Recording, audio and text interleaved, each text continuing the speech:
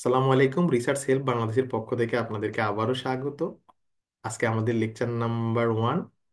আজকের লেকচারে আমরা কথা বলবো রিসার্চের খুবই সহজ একটা বিষয়, সেটা হচ্ছে আর্টিকেল কিভাবে সার্চ করবেন এবং আর্টিকেল কিভাবে সিলেক্ট করবেন। এই বিষয় নিয়ে আজকে আমরা বিস্তারিত কথা বলবো, আর্টিকেল সার্চ এবং আর্টিকেল সিলেকশন। তো প্রথম প্রশ্ন হলো যে কেন, মানে এটা আমাদের কেন শিখতে হবে। উত্তর হচ্ছে রিসার্চ আর্টিকেলে অনেকগুলো পার্ট আছে, আপনারা এগুলো ক্লাস করতে করতে বুঝবেন। Title, introduction, literature review. এখন এই পার্টগুলোতে আপনি সরাসরি গেলে কিছু বুঝবেন না। যেমন ইন্ট্রোডাকশন লিখতে গেলে আপনার অন্য আর্টিকেল থেকে তথ্য নিতে হবে, বা লিটারেচার রিভিউ লিখতে গেলে অন্য আর্টিকেল থেকে তথ্য নিতে হবে। তো অন্য আর্টিকেল থেকে তথ্য নিতে হলে সেই অন্য আর্টিকেল তো পড়তে হবে, তাই তাই না? এই জন্যই আমরা সরাসরি রিসার্চের কন্টেন্টে না গিয়ে আজকে ক্লাসে আমরা কোথায় আর্টিকেল খুঁজবো, কিভাবে খুঁজবো এবং ভালো আর্টিকেল কিভাবে চিনবো, এরকম বেসিক কিছু কথা হবে আজকে। প্রথম দুটো ক্লাস একটু বেসিক বেশি, পরেরগুলো একদম টু দা পয়েন্টে হবে। তো আজকে ক্লাসে আমরা আর্টিকেল কোথায় সার্চ করব, কিভাবে সার্চ করব, এটা নিয়ে বিস্তারিত আমরা কথা বলবো, এবং সবগুলো শিটই আপনাদেরকে দিয়ে দেওয়া হবে। ওকে। আহ তো প্রথম প্রশ্ন হয় আপনাদের যে ভাই কেন আর্টিকেল খোঁজা লাগবে। আবারও বলছি, রিসার্চ করতে গেলেই সিমিলার বিষয়ে অন্যদের আর্টিকেলগুলো পড়তে হয়, তথ্য নিতে হয়, এই জন্য আর্টিকেল খোঁজা প্রয়োজন। তো কোথায় খুঁজবো? একজন বিগিনার যারা থিসিস করেন 4th ইয়ারে, আপনারা গুগলে গিয়ে খুঁজেন। তো প্রথম ভুলটা আমরা ওই জায়গাতেই করি, যে আমরা গুগলে গিয়ে আর্টিকেল খুঁজি, এবং গুগলে গিয়ে আর্টিকেল খুঁজলে আমরা মানে ঘুরপাক খাই আর কি। কেন ঘুরপাক খাই সেটা আপনাদেরকে বলছি। আমি আগের ব্যাচের উইন্ডো গুলা কেটে দিই, তাহলে আপনাদেরকে একদম প্রথম থেকে দেখাইতে পারবো। ওকে। ধরুন আপনি আর্লি ম্যারেজ নিয়ে গবেষণা করবেন। তা আপনি যদি আর্লি ম্যারেজ, আমি আগের ব্যাচে উদাহরণটা দিয়েছি, আর্লি ম্যারেজ লিখে যদি গুগলে সার্চ করেন, গুগল আপনাকে আর্লি ম্যারেজ রিলেটেড বই দেখাবে, আর্লি ম্যারেজ রিলেটেড ডকুমেন্ট দেখাবে, পত্রিকার খবর দেখাবে, কোনো মুভি থাকলে আর্লি ম্যারেজ রিলেটেড মুভি দেখাবে। মানে গুগল হচ্ছে এখানে সবকিছু পাওয়া যায়। ফলে রিসার্চের জন্য এটা একেবারে ডেডিকেটেড না। মানে গুগলে সবকিছু পাওয়া যায়, তো আমরা নতুনরা এই জায়গায় ভুল করি। ডিরেক্ট আমার যে টপিক, সেই টপিক লিখে আমরা গুগলে সার্চ করি। তো প্রশ্ন করতে পারেন যে ভাই তাহলে আমরা কোথায় সার্চ করব। উত্তর হচ্ছে গুগলেরই আরেকটা প্রোডাক্ট আছে, তার নাম হচ্ছে গুগল স্কলার। আমরা গুগল স্কলারে সার্চ করব। তো কিভাবে? আপনি জাস্ট এখানে গিয়ে লিখবেন গুগল স্কলার, এই যে গুগল স্কলার। গুগল স্কলার লেগে সার্চ করলেও পাবেন, বা ডিরেক্ট googlescholar.com-এ গেলেও পাবেন। এটা হচ্ছে গুগলের প্রোডাক্ট। যেমন গুগল ফটোতে আমরা ছবি রাখি, গুগল ডকে আমরা লিখি, ঠিক তেমনি গুগল স্কলারে রিসার্চ আর্টিকেল পাওয়া যায়। দুনিয়ার সব রিসার্চ আর্টিকেল এখানে পাওয়া যায়। এটার নাম হচ্ছে গুগল স্কলার। আমি যদি এখানে গিয়ে এখন সার্চ করি আর্লি ম্যারেজ লিখে, তাহলে সে আমাকে আর্লি ম্যারেজ ম্যারেজ রিলেটেড শুধু রিসার্চের ডকুমেন্ট দেখাবে, রিসার্চ আর্টিকেল, রিসার্চের বুকস এগুলো দেখাবে, অন্য ডকুমেন্ট দেখাবে না। তাহলে আমরা ইনিশিয়ালি বলতে পারি যে গুগলের চাইতে গুগল স্কলার ভালো, কারণ এটা ডেডিকেটেডলি এটা হচ্ছে রিসার্চ নিয়ে কাজ করে। এটা খুবই বড় ওয়েবসাইট, সবচেয়ে বড় ওয়েবসাইট বলা যায় এটা। আচ্ছা, তো এই গুগল স্কলারের মধ্যে কি আর কোনো ওয়েবসাইট আছে? উত্তর হচ্ছে আছে। গুগল স্কলার যেমন বড় ওয়েবসাইট, গুগল স্কলারের একটা প্রতিদ্বন্দ্বী ওয়েবসাইট হচ্ছে শাইলিট। সাইন্টিফিক লিটারেচারের সংক্ষিপ্ত নাম হচ্ছে শাইলিট। এই শাইলিটে ঢুকলে দেখেন এখানেও 172 মিলিয়ন আর্টিকেল আছে, সব ব্যাকগ্রাউন্ড, এগুলো যা দেখাচ্ছি সব ব্যাকগ্রাউন্ডের জন্য প্রযোজ্য। নামগুলা কিন্তু শিটে আছে, আমি সব শিট দিয়ে দেবো, মানে এখনই আপনাদের প্র্যাকটিস করতে হবে না। এটাতেও লাখ লাখ কোটি কোটি আর্টিকেল আছে গুগল স্কলারের মতোই, নাম হলো শাইলিট। আমি লিঙ্ক দিয়ে দেবো। এরকম আরো ওয়েবসাইট আছে, আমি জাস্ট বড় এবং দরকারি গুলার নাম বলছি। একটা নাম হচ্ছে লেন্স। লেন্স খুবই চমৎকার একটা ওয়েবসাইট, আপনাদের অন্য কাজেও লাগবে। এটা অনেক কাজে লাগবে, হায়ার স্টাডির কাজেও পরোক্ষভাবে লাগবে। এই লেন্সে ঢুকে স্কলারলি ওয়ার্কে যাবেন। তো লেন্স হচ্ছে যে এটা হচ্ছে খুব বড় লোকদের ডোনেশনে চলা একটা ওয়েবসাইট। এখানেও যদি আপনি কোনো বিষয় নিয়ে সার্চ করেন, যে কোনো বিষয়, মানে আমি আর কোনো নির্দিষ্ট টপিক বলতেছি না, যে কোনো বিষয় লিখে যখন আপনি সার্চ করবেন, তখন লেন্সে করবে কি, এই বিষয়ে কোন ভার্সিটিতে কত কাজ হয়েছে, কোন জার্নালে কত কাজ হয়েছে, কোন দেশে কত কাজ হয়েছে। উদাহরণ একটু, এটা আমার এখানে লেন্সে ভেরিফাইং দেখাচ্ছে। আই ডোন্ট নো যে ওরা আসলে ভেরিফিকেশন কি করতেছে। যাই হোক, আমি জাস্ট ওয়েবসাইটের নামটা বলে দিই। হ্যাঁ, মানে লেন্সে ঢুকলেও আপনি দুনিয়ার সব আর্টিকেল পাবেন এবং নানান ভাবে সেটা কাস্টমাইজ করতে পারবেন। আমি জাস্ট তাহলে তিনটা ওয়েবসাইটের নাম বললাম, গুগল স্কলার, শাইলিট এবং লেন্স। গুগল স্কলার, শাইলিট এবং লেন্স। ওকে। একজন একটু ক্লিয়ার করেন, মানে স্ক্রিন ঠিক মতো দেখা যাচ্ছে কিনা। একজন চ্যাট বক্সে লিখলে হবে। হ্যাঁ ওকে, দেখা দেখা যাচ্ছে। ওকে ওকে, আর লেখা লাগবে না, আর লেখা লাগবে না। ওকে ঠিক আছে ঠিক আছে ঠিক আছে। তো দেখেন, তো এখন কথা হলো, তাহলে বলতে পারেন ভাই তাহলে কি আমরা গুগলে না খুঁজে এই ওয়েবসাইট গুলোতে খুঁজবো? উত্তর হচ্ছে গুগল স্কলার, শাইলিট, এখানে দুনিয়ার সব আর্টিকেল পাওয়া যায়, কিন্তু সমস্যা হচ্ছে যে দুনিয়ার যত ভালো আর্টিকেল, দুনিয়ার যত ভুয়া আর্টিকেল সব এখানে পাওয়া যায়। আবার বলছি, দুনিয়ার যত ভালো আর্টিকেল, দুনিয়ার যত ভুয়া আর্টিকেল সব এখানে পাওয়া যায়। তার মানে এসব জায়গা থেকে আর্টিকেল চুজ করতে হলে আপনাকে বুঝতে হবে যে আর্টিকেলটা আসলে ভালো কিনা, কারণ এখানে ভুয়া আর্টিকেল আছে, নর্মাল আর্টিকেল আছে, ভালো আর্টিকেল আছে। আমরা একটু পরে শিখবো ভালো আর্টিকেল কি। তাহলে এগুলো বড় ওয়েবসাইট, আমরাও আর্টিকেল এগুলাতেই খুঁজি, কিন্তু যেটা বললাম ওই কেয়ারফুল থাকতে হবে যে এখানে খারাপ আর্টিকেলও আছে, মানে ভুয়া আর্টিকেলও আছে, ভালো আর্টিকেলও আছে। এই তিনটা ওয়েবসাইটে লার্জেস্ট ওয়েবসাইট, ভালো আর্টিকেল আছে, ভুয়া আর্টিকেলও আছে, তার মানে খুব কেয়ারফুলি নেওয়া লাগবে। তো কি কেয়ারফুলি নেওয়া লাগবে সেই আলাপ আমরা একটু পরে ডিটেলস করবো, তবু একটা শর্টকাট শিখাই দিই।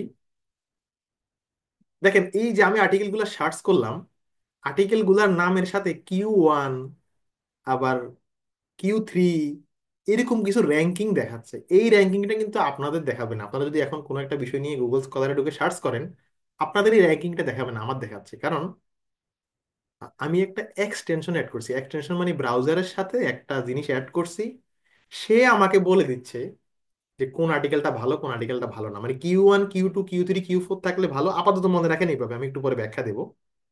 তো আর যেগুলোর সাথে কোনো কিউর কিছু নাই সেগুলা নর্মাল বা খারাপ। যেমন দেখেন এখানে Q2, এটাতে আবার Q1, কোনোটাতে আবার কিউ নাই, তো কিউ না থাকলে ধরেন এটা একটা খারাপ আর্টিকেল। ঠিক আছে, আমরা এই ব্যাখ্যাটা কিন্তু পরে দেব। যেমন ধরুন কোনো একজন গবেষক, তার আর্টিকেল গুলা ভালো জার্নালে কিনা আপনি জানতে চান, তাহলে তার গুগল স্কলার প্রোফাইলে যাবেন। প্রোফাইলে গিয়ে যদি, এটা হচ্ছে একটা একটা করে বের করা যাবে, কিন্তু আপনি যদি এই টুলসটা আপনার ব্রাউজারের সাথে অ্যাড করে দেন, তখন সে বলে দেবে তার মোট আর্টিকেলের মধ্যে কয়টা আর্টিকেল Q1, কয়টা আর্টিকেল Q2, কয়টা আর্টিকেল Q3। আর কিউর বাইরে যেগুলা, এগুলা বেশিরভাগ ক্ষেত্রেই ভালো না, হয় ভুয়া অথবা নর্মাল। ঠিক আছে, কিউর বাইরে যেগুলো সেগুলো ভুয়া বা নর্মাল। একটু পরে কিন্তু বিশদ ব্যাখ্যা পাবেন। তো বলতে পারেন যে ভাই তোদের এটা সহজ বিষয়, গুগল স্কলারে লাখ লাখ কোটি কোটি আর্টিকেল, আর এই টুলসটা ব্রাউজারের সাথে লাগাইলেই আমি ভালো আর্টিকেল গুলো চিনে যাচ্ছি, তাহলে এটা ভালো জিনিস না? এটা অবশ্যই ভালো জিনিস। তো এটা আপনারাও ব্রাউজারের সাথে অ্যাড করতে পারেন। জাস্ট এক সাইটেশন, এটার নাম হলো এক সাইটেশন। হ্যাঁ, আপনারা গুগলে গিয়ে এক সাইটেশন এক্সটেনশন লিখবেন। যদি যুক্ত করতে চান, না করলেও কোনো সমস্যা নাই, আমি নিজে ইউজ করি বলে আপনাকে বলতেছি আর কি। এই এক সাইটেশন এক্সটেনশন, এটা এখানে ক্লিক করে, এই যে আমার এখানে লেখা আছে রিমুভ, আপনাদের এখানে লেখা থাকবে অ্যাড, অ্যাডে ক্লিক করবেন। অ্যাডে ক্লিক করলেই এরপর দেখবেন আপনার এই এক্সটেনশনে এটাকে দেখা যাবে। এরপর এক্সটেনশনটা যদি এখানে দেখা না যায়, তাহলে এটাকে ভিজিবল করে দেবেন, মানে নীল করে দেবেন। ক্লিক করে নীল করে দিলে দেখবেন এখানে এই যে এক্সটেনশনটা দেখা যাবে। এই এক্সটেনশনটা অ্যাড হলে সুবিধা হলো, যখন আমরা গুগল স্কলারে ব্রাউজিং করব, তখন প্রত্যেকটা আর্টিকেলের নামের সাথে Q1, Q2, Q3 দেখাবে, বা কিউ না থাকলে আমরা ভাববো এটা সম্ভাব্য নর্মাল জার্নাল বা ভুয়া জার্নাল হইতে পারে। ঠিক আছে, এরকম দেখবেন যে আর্টিকেলের নামের সাথে Q1, Q2 এগুলো আছে কিনা। কিউর ব্যাখ্যা আমরা একটু পরে দিচ্ছি। তো এই টুলসের নাম হলো এক্সাইটেশন। এটা ভালো জিনিস আর কি। আমরা যখন হায়ার স্টাডিতে যাবো, যখন প্রফেসরদেরকে মেইল করবেন, তো কোন প্রফেসরের প্রোফাইল কেমন একটা একটা করে দেখতে তো অনেক টাইম লাগবে, তো এগুলোতে এট এ গ্ল্যান্স দেখে ফেলা যায় আর কি। ওকে, এটা না করলেও সমস্যা নেই, জাস্ট বাড়তি জিনিস দেখা দিলাম। ওকে, তাহলে আমরা যদি ইনিশিয়ালি বললাম যে গুগলের চাইতে গুগলের চাইতে গুগল স্কলার, শাইলিট বা লেন্স এগুলা ভালো, আপাতত আমরা বললাম। আর কিন্তু আমাদের অবশ্যই এগুলোর ক্ষেত্রে বাছাই করে নিতে হবে আর্টিকেলটা, আর্টিকেলটা বাছাই করে নিতে হবে। এখন অনেকে বলতে পারেন ভাই কেন, এমন কি কোনো ওয়েবসাইট নাই যেখানে সব ভালো আর্টিকেল আছে? এমন কি কোনো ওয়েবসাইট নাই যেখানে সব ভালো ভালো আর্টিকেল?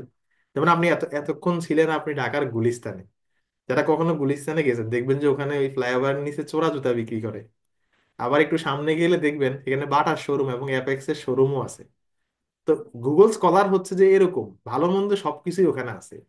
কিন্তু আপনি যদি বলেন যে ভাই না, আমি শুধু ভালোর ভান্ডারে যাব, আমি শুধুমাত্র ভালো আর্টিকেল আছে এমন ওয়েবসাইট জানতে চাই, এমন বড় ওয়েবসাইট জানতে চাই, এটার নাম হলো সায়েন্স ডিরেক্ট এবং দোয়াজ।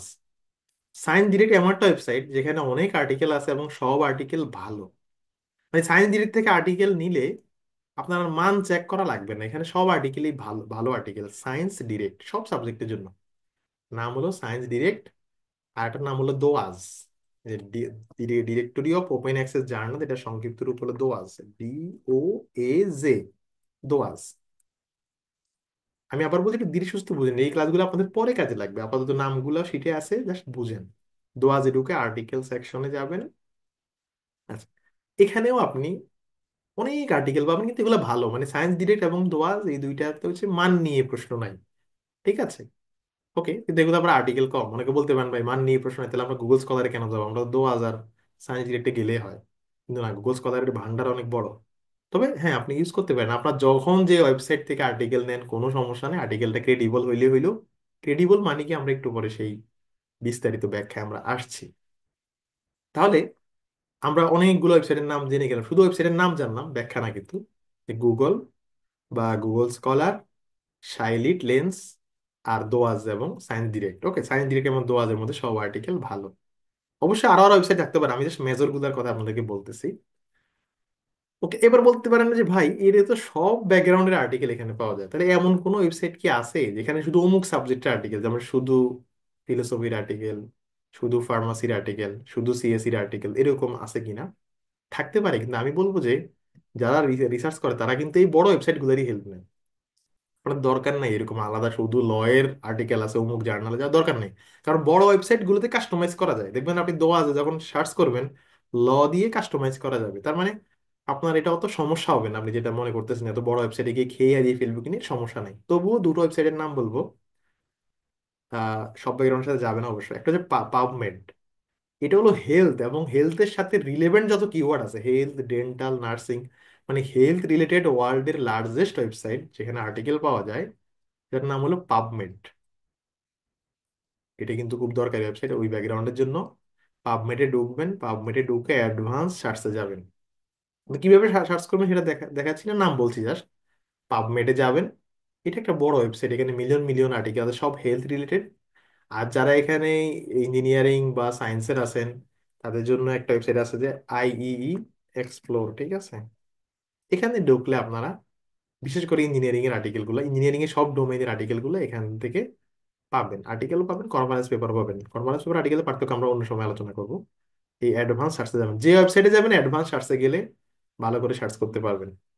এখন বলতে পারেন ভাই আমি এগ্রিকালচারের, ভাই আমি বিজনেসের, আমি কোথায় আর্টিকেল পাবো? আপনারা গুগল করতে পারেন যে বিজনেস রিলেটেড আর্টিকেল ডেটাবেজ বা এগ্রিকালচার রিলেটেড আর্টিকেল ডেটাবেজ। কিছু ছোট ছোট ডেটাবেজ আছে, যেমন এগ্রিকোলা, হিনারি, এরকম অনেকগুলো আছে। আমি বলতেছি যে দরকার নেই, বরং বড়গুলাতে সার্চ করাই ভালো, কারণ বড়গুলো সব ইন্ডেক্স করে। ওকে, তাহলে আমরা যে বাড়তি দুটো নাম বললাম আর কি, পাবমেড এবং IE এক্সপ্লোর, এর বাইরে যে যার মতো করে অন্য ওয়েবসাইট থেকে নেন সমস্যা না, আমরা একটু পরে ভালো আর্টিকেলের বৈশিষ্ট্য পড়বো। যে যেভাবে নেন কোনো সমস্যা নাই। ওকে, আচ্ছা, কারো প্রশ্ন থাকলে হ্যান্ড রেজ করে রাখবেন এবং চ্যাট বক্সে বলে রাখবেন, তাহলে আমি একটু পর্বে সেগুলো আলোচনায় রাখবো বা আমি পিক করবো। ওকে, আচ্ছা, আমরা প্রশ্ন একটু পরে নিই, এই জন্যই ওয়েবিনার মোডে সুবিধা কি, আমাদের তো একটা বড় অংশ শুধু ভিডিও দেখে কন্টিনিউ করে কোর্স, তো যেন ইন্টারাপশন না হয়, তারা যেন স্মুথলি ভিডিওটা দেখতে পারে, এই জন্য আমরা চলাকালীন প্রশ্ন নেবো না, আমরা শেষে আধা ঘন্টা প্রশ্নের সেশনই রাখবো আলাদা, ঠিক আছে। বা আমি প্রয়োজন মনে করলে মাঝে মাঝে আবার প্রশ্ন নেব। আচ্ছা, তো এই গেল আমাদের আহ কিছু দুইটা ওয়েবসাইট যেগুলা ব্যাকগ্রাউন্ড স্পেসিফিক। আচ্ছা, এইবার আমরা আরেকটু টু দ্য পয়েন্টে আসি, মানে খুব খেয়াল রাখবেন। দেখেন, এই যে আমরা সব ব্যাকগ্রাউন্ডের আর্টিকেল গুলো পেলাম, মাথায় রাখবেন একটা জিনিস খুব সূক্ষ্মভাবে, আমরা আর্টিকেল প্রকাশ করি জার্নালে। আমরা আর্টিকেল প্রকাশ করি জার্নালে। আর জার্নাল গুলো সাধারণত কোনো একটা পাবলিশারের আন্ডারে থাকে। আবার বলছি, আমরা আর্টিকেল প্রকাশ করি জার্নালে, আর জার্নাল গুলো সাধারণত পাবলিশারের আন্ডারে থাকে। জার্নাল গুলো পাবলিশারের আন্ডারে থাকে। যেমন ধরেন আপনার একটা আর্টিকেল প্রকাশ হয়েছে international journal of mental health and এডিকশনে, আমার প্রথম আর্টিকেল হয়েছিল ওখানে। তো এটা একটা জার্নাল। কার জার্নাল? স্প্রিনজার নামক পাবলিশারের জার্নাল। তার মানে আমি যদি সহজ সোজা কথায় বলি, ধরেন আর্টিকেল হচ্ছে বাচ্চা কাচ্চা, জার্নাল হচ্ছে বাবা মা, আর পাবলিশার হচ্ছে না না না, আমি যদি এভাবে আর কি এটা ক্লাসিফিকেশনটা করি, অর্থাৎ আমরা আর্টিকেল যেখানেই প্রকাশ করি না কেন, দেখবো যে ওই জার্নালটা কোনো একটা পাবলিশারের অধীনে আছে। তার মানে পাবলিশার এখানে একটা বড় প্লেয়ার। যেমন ধরেন RFL কোম্পানির অনেক প্রোডাক্ট, স্কোয়ার কোম্পানির অনেক ধরনের প্রোডাক্ট আছে। তার মানে ধরেন আমি যদি কম্পেয়ার করি, স্কোয়ার হচ্ছে একটা পাবলিশার, RFL হচ্ছে একটা পাবলিশার। এদের অনেক প্রোডাক্ট আছে, সেই প্রোডাক্টের আবার সাব প্রোডাক্ট আছে, এরকম। ঠিক তেমনই জার্নালের ক্ষেত্রে দেখবেন, এই যে স্ক্রিনে নামগুলো দেখতে পাচ্ছেন, রিসার্চ ওয়ার্ল্ড এরা নিয়ন্ত্রণ করে। নিয়ন্ত্রণ করে বলতে বুঝাচ্ছি যে বড় অংশ জুড়েই তারা। আপনি যদি গুগলে সার্চ করেন টপ 5 পাবলিশার, তখন আপনি দেখবেন যে এদের মানে কত বড় এরা আর কি। যেমন এই যে আমি যদি এখানে র্যাঙ্কিং এ যাই, দেখেন আপনাদের একটু দেখাই প্রসঙ্গক্রমে। এই যে টপ পাবলিশার, মানে টপ পাবলিশার গুলো, যেমন এলসেভিয়ার 2024 সালে 9.5 লাখ আর্টিকেল প্রকাশ করছে। মানে এলসেভিয়ার একটা পাবলিশার, তার অধীনে জার্নাল ছিল দুই দুই তিন হাজার, সেই 2-3 হাজার জার্নালে 2024 সালে 9.5 লাখ আর্টিকেল প্রকাশ হয়েছে। আমার সম্ভবত 4-5টা আর্টিকেল আছে এলসেভিয়ারে। আমার প্রথম আর্টিকেল প্রকাশ হয়েছে স্প্রিঞ্জারে, আমার দুটো আর্টিকেল স্প্রিঞ্জারে। তো স্প্রিঞ্জারে 2024 সালে 5.5 লাখ আর্টিকেল, মানে 5,24,000 আর্টিকেল প্রকাশ হয়েছে। উইলিতে 2,90,000। এগুলো সবগুলাই টপ পাবলিশার। কিছু রেয়ার ব্যতিক্রম বাদে, মানে এদের এগুলোর মধ্যে আপনি পাবলিশ করতে পারলে, একটা আর্টিকেল যদি এদের অধীনস্থ জার্নালে পাবলিশ করতে পারেন, আপনার স্কলারশিপের জন্য আপনি অনেক এগিয়ে যাবেন। এবং আমরা সবসময় আমাদের ব্যাচের পার্টিসিপেন্টদেরকে সবসময় বলবো আপনার এরকম ভালো পাবলিশার টার্গেট করবেন। অনেকে যখন প্রশ্ন করেন যে ভাই আপনার কোর্স করলে কি আমরা পাবলিশ করতে পারবো, আমি বলবো এটা আপনার উপর। যেমন গতকালকে আমাদের ব্যাচের একজন, উনি খুবই ইসলামিক স্টাডিজের একটা টপিকে, উনি হচ্ছে টেইলর ফ্রান্সিসে ওনার একটা আর্টিকেল, টেইলর ফ্রান্সিসের জার্নালে ওনার একটা আর্টিকেল প্রকাশ হয়েছে, মানে এই পাবলিশারের অধীনস্থ জার্নালে অ্যাকসেপ্ট হয়েছে। Q1 জার্নাল ছিল ওটা, Q1 মানে কি একটু পরে বুঝবেন। তো এরকম যদি আপনি টপ পাবলিশারের জার্নাল চুজ করেন, সেক্ষেত্রে আর্টিকেল জার্নালে জমা দেওয়া, পাবলিশ হওয়া অনেক লং প্রসেস, এবং এটা একটু কোয়ালিটিফুল, তো সময় লাগে। আর আপনি যদি মোটামুটি নর্মাল জার্নাল চুজ করার চেষ্টা করেন, তাহলে আমাদের ব্যাচে সব ক্লাসও করা লাগবে না, 8-10টা ক্লাস করলে এরকম বুড়ি বুড়ি আর্টিকেল হবে, কিন্তু সেগুলো আপনার লাভ হবে না। ফলে ভালো জার্নাল টার্গেট করলে আপনার অবশ্যই অপেক্ষা করতে হবে। আমরা বিষয়গুলো ইনশাল্লাহ শেখাবো, আপনি এক্সিকিউট করতে পারলে আমরা যতটুকু সম্ভব অবশ্যই হেল্প করব। ওকে, তো যেটা বললাম, এই পাবলিশার গুলার অধীনে অনেক জার্নাল থাকে, বুঝছেন? এই পাবলিশার গুলার অধীনে অনেক জার্নাল থাকে। আমি যদি দেখাই কোন পাবলিশারের অধীনে কত জার্নাল, দাঁড়ান আমি দেখাচ্ছি, র্যাঙ্কিংটা দেখাই আপনাদেরকে, তাহলে আপনারা একটু বুঝবেন। দেখেন এই যে স্ক্রিনে এখন হয়তো দেখবেন, এটা তো আপনাদের বোঝার জন্য। দেখেন এলসবিআর একটা পাবলিশার, সব সাবজেক্টের জার্নাল তার আছে, সব সাবজেক্টের। আপনারা দেখবেন আপনি যে সাবজেক্টেরই হন, এলসবিআর নামক পাবলিশারের জার্নাল আছে। তো এলসবিআর এর জার্নাল আছে 3,000, স্প্রিঞ্জারের জার্নাল আছে 3,000, উইলি জার্নাল আছে 1,700, টেলর ফ্রান্সিসের আছে 2,500 এত। তো এই পাবলিশারের গুলার যে জার্নাল, সেই জার্নালে আপনার আর্টিকেল প্রকাশ করার চেষ্টাও করবেন। আবার আপনার গবেষণায় যখন আপনি তথ্য নেবেন, তখনও এদের জার্নালগুলোর যে আর্টিকেল, সেখান থেকে তথ্য নেওয়ার চেষ্টা করবেন। তো আমি একটা শিট দিয়ে দেবো আপনাদেরকে, সাবজেক্ট ভিত্তিক টপ পাবলিশার। যদিও বড় পাবলিশার গুলো সব সাবজেক্টের জন্য, তবুও এই যে সোশ্যালের জন্য কারা টপ, বিজনেসের জন্য কারা টপ, এগ্রিকালচারের জন্য কারা টপ, এগুলো আমি ইঞ্জিনিয়ারিং এর জন্য কারা, আমি এখানে দিয়ে দিয়েছি কিছু। মানে গুগল করলে পাবেন। আমি জাস্ট বুঝালাম আর কি যে পুরো পাবলিকেশন ইন্ডাস্ট্রিটা টপ পাবলিশার গুলোরই বলা যায়। এগুলো আপনাদের বারবার দেখবেন এই পাবলিশার, এলসবিআর, এই স্প্রিঞ্জার, এই নামগুলো আপনাদের পড়তে হবে পুরো কোর্স জুড়েই। কারণ এদের কাছ থেকে আমরা তথ্য নেব, এদের উপরই আমরা আর্টিকেল প্রকাশ করব। বুঝতে পারছেন তো? এটা বলার উদ্দেশ্য হলো, আমরা বড় বড় ডেটাবেস গুলোতে তো আর্টিকেল খুঁজতে পারবোই, পাশাপাশি আমরা চাইলে এই পাবলিশার গুলার ওয়েবসাইটে গিয়েও আর্টিকেল খুঁজতে পারবো। এই পাবলিশার গুলোর ওয়েবসাইটে গিয়েও আমরা আর্টিকেল খুঁজতে পারবো। যেমন ধরেন এখানে ফ্রন্টায়ার, ফ্রন্টায়ার হচ্ছে একটা পাবলিশার। তা আপনি বড় ওয়েবসাইটে না খুঁজে চাইলে ফ্রন্টায়ারের ওয়েবসাইটে ঢুকে, এই যে ফ্রন্টায়ারের ওয়েবসাইটে ঢুকে আর্টিকেল খুঁজতে পারবেন। কিন্তু লিমিটেশন কি? লিমিটেশন হচ্ছে ফ্রন্টায়ারের ওয়েবসাইটে শুধু ফ্রন্টায়ারের আর্টিকেল পাওয়া যাবে, এলসবিআর এর ওয়েবসাইটে শুধু এলসবিআর পাওয়া যাবে। যেমন আমরা যদি একটা মেগা শপিং মলে যাই, বড় শপিং মলে সব কোম্পানি সবকিছু পাই, কিন্তু আপনি যদি অ্যাপেক্সের শোরুমে যান, শুধু অ্যাপেক্সের প্রোডাক্ট পাবেন, তাই না? বাটার শোরুমে শুধু বাটার প্রোডাক্ট পাবেন। ঠিক তেমনি আমরা চাইলে শুধু পাবলিশার গুলোর ওয়েবসাইটে ঢুকে আমাদের ওই টপিকে ওই পাবলিশারের আর্টিকেল নিতে পারি। এটা সবই ভালো, এখানে ভুয়া আর্টিকেল আসার চান্স নাই। অনেক সময় আমরা এরকম করি, জন্যই দেখালাম। তো আপনারা গুগল করে টপ পাবলিশার গুলো দেখে নিয়েন, বা আপনার সাবজেক্টের নাম ধরে, যে আমার সাবজেক্ট হলো সোশ্যাল সায়েন্স, আমার সাবজেক্ট হলো ফিলোসফি, আমার সাবজেক্ট হলো বিজনেস, আমার সাবজেক্ট হলো মার্কেটিং, যেভাবে হোক, যে marketing related top publisher, top research publisher, এরপর দেখবেন লিস্ট চলে আসবে। ওকে, তো এটা এই জন্যই বললাম, আমরা চাইলে পাবলিশারের ওয়েবসাইটে গিয়ে আর্টিকেল খুঁজতে পারি, চাইলে পাবলিশারের ওয়েবসাইটে গিয়ে আর্টিকেল খুঁজতে পারি। এবং আমি আপনাদের একটা সহজ উপায় বলে দিই, যে উপায়টা আমি নিজে ফলো করি। সেটা হলো, আমি যখন কোনো একটা বিষয়ে কাজ করি, আমি আপনাদেরকে বোঝানোর জন্য আজকে ক্লাসের জন্য কিছু টাইটেল এখানে রেডি রেডি রাখছি, জাস্ট বোঝানোর জন্য। কেউ আবার মনে না করি যে ভাই আপনি বিজনেস প্রাধান্য দিচ্ছেন, ভাই আপনি ইঞ্জিনিয়ারিং প্রাধান্য দিচ্ছেন, ভাই আপনি হেলথ, ভাই আপনি সোশ্যাল। এরকম না, আমরা বিষয়টা বুঝলেই হবে। দেখেন, ধরেন আমরা গবেষণা করব এই যে রিনিউয়েবল এনার্জি ইন্টিগ্রেশন এবং গ্রিড স্টেবিলিটি, আমরা এটা লিখে আমরা মানে আমরা এই বিষয়ে গবেষণা করব। এখন আমরা গুগল করতে পারি, গুগল স্কলার করতে পারি। আমি সবচেয়ে সহজ পন্থা যেটা বলবো, আমি যেভাবে করি, আমি করি কি, আমার কিওয়ার্ডটা কপি করে, মানে আমার কিওয়ার্ডটা দিয়ে আমি গুগলে সার্চ করি। দেখেন, সার্চ করব গুগলে, জাস্ট সাথে পাবলিশারের নাম জুড়ে দেবেন, মানে আপনার টপিকের নামটা গুগলে লিখে। এবার যদি আপনি সাথে স্প্রিঞ্জার, এই যে আমি যদি স্প্রিঞ্জার শব্দটা জুড়ে দিই, স্প্রিঞ্জার, স্প্রিঞ্জার জুড়ে দিলে তখন সে এই টপিকে স্প্রিঞ্জারের আর্টিকেলগুলো আমাকে দেখাবে। এই দেখেন, এই টপিকে স্প্রিঞ্জারের আর্টিকেলগুলো আমাকে দেখাবে। যদি আমি সাথে এখানে দেই এলস বিয়ার, ঠিক আছে, এলস বিয়ার মানে পাবলিশারের নাম জুড়ে দিতে এলস বিয়ারের আর্টিকেলগুলো দেখাবে। এটা আমি মনে করি ইফেক্টিভ মেথড। আমরা এখানে চাইলে এই যে টুলসে গিয়ে ডেট কাস্টমাইজ করতে পারবো আর কি, মানে গত 2 বছরের আর্টিকেল এরকম কাস্টমাইজ করতে পারবো। তাই বললাম যে শুধুমাত্র টপিক গুগল করে সাথে পাবলিশারের নাম জুড়ে দিলে অনেক ভালো ভালো আর্টিকেল পাবেন। এবং এটা কিন্তু খুব ইফেক্টিভ মেথড, কারণ গুগল আপনাকে খুব ভালো আর্টিকেল গুলো সামনে এনে দেবে। তো এটা হয়তো গুগল দেখতে আমরা মনে করতে পারি তো মানে একটু ক্ষেত মার্কা আর কি, কিন্তু না, এভাবে অনেক ভালো আর্টিকেল পাওয়া যায়। আমি নিজে এই মেথডটা ইউজ করি, পাবলিশারের নাম জুড়ে দিয়ে দিয়ে আমি দেখি যে আমার ওই টপিকের টপ পাবলিশার গুলা কার কোন আর্টিকেল আছে, ঠিক আছে। তো এটাও আরেকটা জায়গা আর্টিকেল খোঁজার। আরেকটা জায়গা আছে যেটা আছে ক্লাসে দেখাবো না, এটা আমাদের লেকচার নাম্বার 11 দেখাবো। Type set, Elicit. এই টাইপ সেট একটা টুলস, পেইড টুলস, এটার ফ্রি ভার্সনও আছে, এটা আজকে দেখাবো না।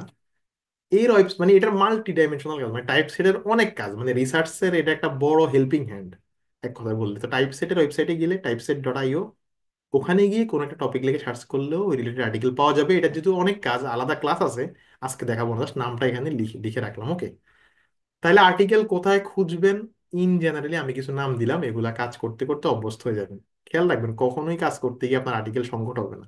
আমাদের কখনো হয় না, যেই টপিক কাজ করেন অনেকে আর্টিকেল পান না। কেন পান না? কারণ হয়তো আপনি আজকে ক্লাসের আগে শুধু গুগলে এমনি খুঁজতেন, এখন আপনি আরেকটু প্ল্যাটফর্ম বেছে বেছে খুঁজতেছেন, আরেকটু ভালো আর্টিকেল পাবেন। এভাবে ক্লাস যখন আগে থাকবে, আমরা তো ইন্ট্রোডাকশন প্র্যাকটিক্যালি শেখাবো, লিটারেচার রিভিউ প্র্যাকটিক্যালি শেখাবো, তখন আপনি আরো বুঝবেন যে টু দা পয়েন্টে কিভাবে সার্চ করতে হয় এবং তথ্য নিতে হয়, ঠিক আছে। ওকে, তাহলে আমি কিছু জায়গার নাম বললাম যেগুলোতে আপনি আর্টিকেল খুঁজতে পারবেন। বলতে পারেন ভাই কেন, এর বাইরে কি কোনো ওয়েবসাইট থেকে খোঁজা যাবে না? অবশ্যই যাবে। যার যেখান থেকে আর্টিকেল খুঁজতে মধ্যে সমস্যা নাই, জাস্ট আর্টিকেলটা যেন ক্রেডিবল হয়। ক্রেডিবল কি একটু পরেই আমরা বুঝবো। ওকে, তাহলে আমরা কিছু জায়গার নাম বললাম আর কি। এইবার আর্টিকেল খুঁজবেন কিভাবে? যদি এটা সহজ পড়াশোনা, আর্টিকেল কিভাবে আমরা খুঁজবো, হ্যাঁ। তো কয়েকভাবে খোঁজা যাবে। প্রথমে আমি বলবো যে সবসময় শর্ট কিওয়ার্ড দেবেন। শর্ট কিওয়ার্ড মানে কিওয়ার্ড যেন বেশি বড় না হয়, কারণ বড় হলে আর্টিকেল কম আসবে। এটা খুব কমন টিপস, যারা এসইও বুঝেন তারা এটা ইজিলি পিক করতে পারবেন। শর্ট কিওয়ার্ড, যেমন ধরেন এখানে টাইটেলটা হচ্ছে the role of telemedicine in improving health care access in rural area, এটা হচ্ছে টাইটেল। শর্ট কিওয়ার্ড কি? আমি শুধুমাত্র দেখতে চাই যে টেলিমেডিসিনের সাথে হেলথ কেয়ার অ্যাক্সেস, বা টেলিমেডিসিন অ্যান্ড হেলথ কেয়ার, এটা হচ্ছে আমার শর্ট কিওয়ার্ড। তো সব সময় শর্ট কিওয়ার্ড দিয়ে সার্চ করবেন, যেখানেই সার্চ করেন, যেখানেই সার্চ করেন কিওয়ার্ডটা ছোট রাখবেন, কারণ টাইটেল তো অনেক বড় হয়। টাইটেল তো অনেক বড় হয়, আপনি কিওয়ার্ডটা দেখেন, impact of genetically modified crops on agriculture productivity and food security.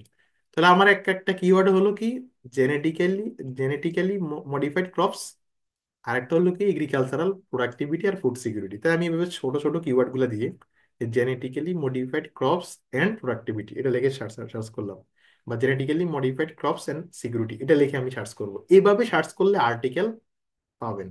এভাবে সার্চ করলে আর্টিকেল পাবেন, বুঝতে পারছেন? শর্ট শর্ট কিওয়ার্ড রাখবেন। এগুলো কিন্তু আসলে শিখাই দেওয়া লাগে না, এগুলো কাজ করতে করতে এমনি পারা যায়। তবুও প্রাথমিক দিকে তো অ্যাটলিস্ট এই জিনিসটা আমাদের মাথায় রাখতে হবে। আচ্ছা, এরপর হচ্ছে যে এটা খুব নর্মাল, সেটা হলো বুলিয়ান অপারেটর ব্যবহার করা। বুলিয়ান অপারেটর মানে হচ্ছে, দেখাচ্ছি আমি একটু, এটা অনেকে জানেন হয়তো। আমরা যখন গুগলে বা যে কোনো জায়গায় আমরা সার্চ করি, ধরেন আমি এই যে একটু আগে দেখলাম জেনেটিক্যালি মডিফাইড ক্রপস আর সিকিউরিটি, দুইটা আমার কিওয়ার্ড। এখন genetically modified crops and security দেবেন না অর সিকিউরিটি, মানে সার্চটা কিভাবে করবেন? আমরা নর্মালি এন্ড দিয়ে সার্চ করি, যে অমুক এন্ড তমুক। এখানে একটা খেলা আছে, খেলা হলো যখন আমরা এন্ড দিয়ে সার্চ করি, এন্ড মানে বুঝায় যে আপনি genetically modified crops and security দুইটা ইস্যু নিয়ে যে আর্টিকেল, সেই আর্টিকেল চাচ্ছেন। আরো সোজা সোজা সোজা কথা বলি, আপনি ধরেন ক্রিকেট এন্ড ফুটবল লিখে সার্চ সার্চ করছেন, তাহলে সে আপনাকে ওই আর্টিকেল দেখাবে যে আর্টিকেলে ক্রিকেট এবং ফুটবল দুইটার কথাই আছে। ওই আর্টিকেল আপনাকে দেখাবে। এন্ড দিয়ে সার্চ করা মানে শুধু কমনটা আপনাকে দেখাবে, মানে যে যে আর্টিকেলে এন্ডও আছে, যে আর্টিকেলে মানে যে আর্টিকেলে ফুটবল আছে, যে আর্টিকেলে ক্রিকেটও আছে, ওইটাই দেখাবে। কিন্তু অর দিয়ে সার্চ করলে ওই আর্টিকেলে শুধু ক্রিকেট থাকলেও দেখাবে, বা ওই আর্টিকেলে শুধু ফুটবল আছে তাও দেখাবে। মানে অর দিয়ে সার্চ না করাই ভালো ইন জেনারেলি যদি বলি আমি। এটার মানে কি আপনাদেরকে বুঝাই, আগের ব্যাচও দেখাইছি। ধর আমরা পাবমেড একটা সার্চ করি, হ্যাঁ, ধর আমরা গবেষণা করব আর্লি ম্যারেজের সাথে রিপ্রোডাক্টিভ হেলথের সম্পর্ক নিয়ে, অল্প বয়সে বিয়ে করার সাথে প্রজনন স্বাস্থ্যের সম্পর্ক নিয়ে আমরা গবেষণা করব। তখন আমরা আর্লি ম্যারেজ, এই যে আর্লি ম্যারেজ, এরপর এন্ড, এখানে এদের ওয়েবসাইটে সিস্টেম আছে add with and, add with or. আমরা আর্লি ম্যারেজ এন্ড, দেখেন early marriage and reproductive health, reproductive health, ঠিক আছে। আমরা ধরেন early marriage and reproductive health, এবার আমরা সার্চ করলাম, সার্চ, যদি early marriage and reproductive health দিয়ে সার্চ করি, তাহলে আমাদেরকে এমন আর্টিকেল দেখাবে, যেহেতু এন্ড দিয়ে সার্চ করছি, তার মানে ওই আর্টিকেলে আর্লি ম্যারেজের কথাও আছে, রিপ্রোডাক্টিভ হেলথের কথাও আছে। দেখবেন এই যে early marriage health, early marriage health, যে আর্লি ম্যারেজ আর হেলথ, ম্যারেজ হেলথ, মানে যেহেতু এন্ড দিয়ে সার্চ করছি ওই আর্টিকেল দেখাবে যে আর্টিকেলে দুইটা জিনিস আছে। কিন্তু যদি আমরা অর দিয়ে সার্চ করতাম, তাহলে সে আমাকে শুধু আর্লি ম্যারেজের আর্টিকেল পাইলেও দিয়ে দেবে, শুধু রিপ্রোডাক্টিভের আর্টিকেল দেখেন। এই যে আর্টিকেলের নাম হচ্ছে ফিউচার অফ রিপ্রোডাক্টিভ হেলথ, এখানে কোনো ম্যারেজের নাম গন্ধ কিন্তু নাই, ঠিক আছে।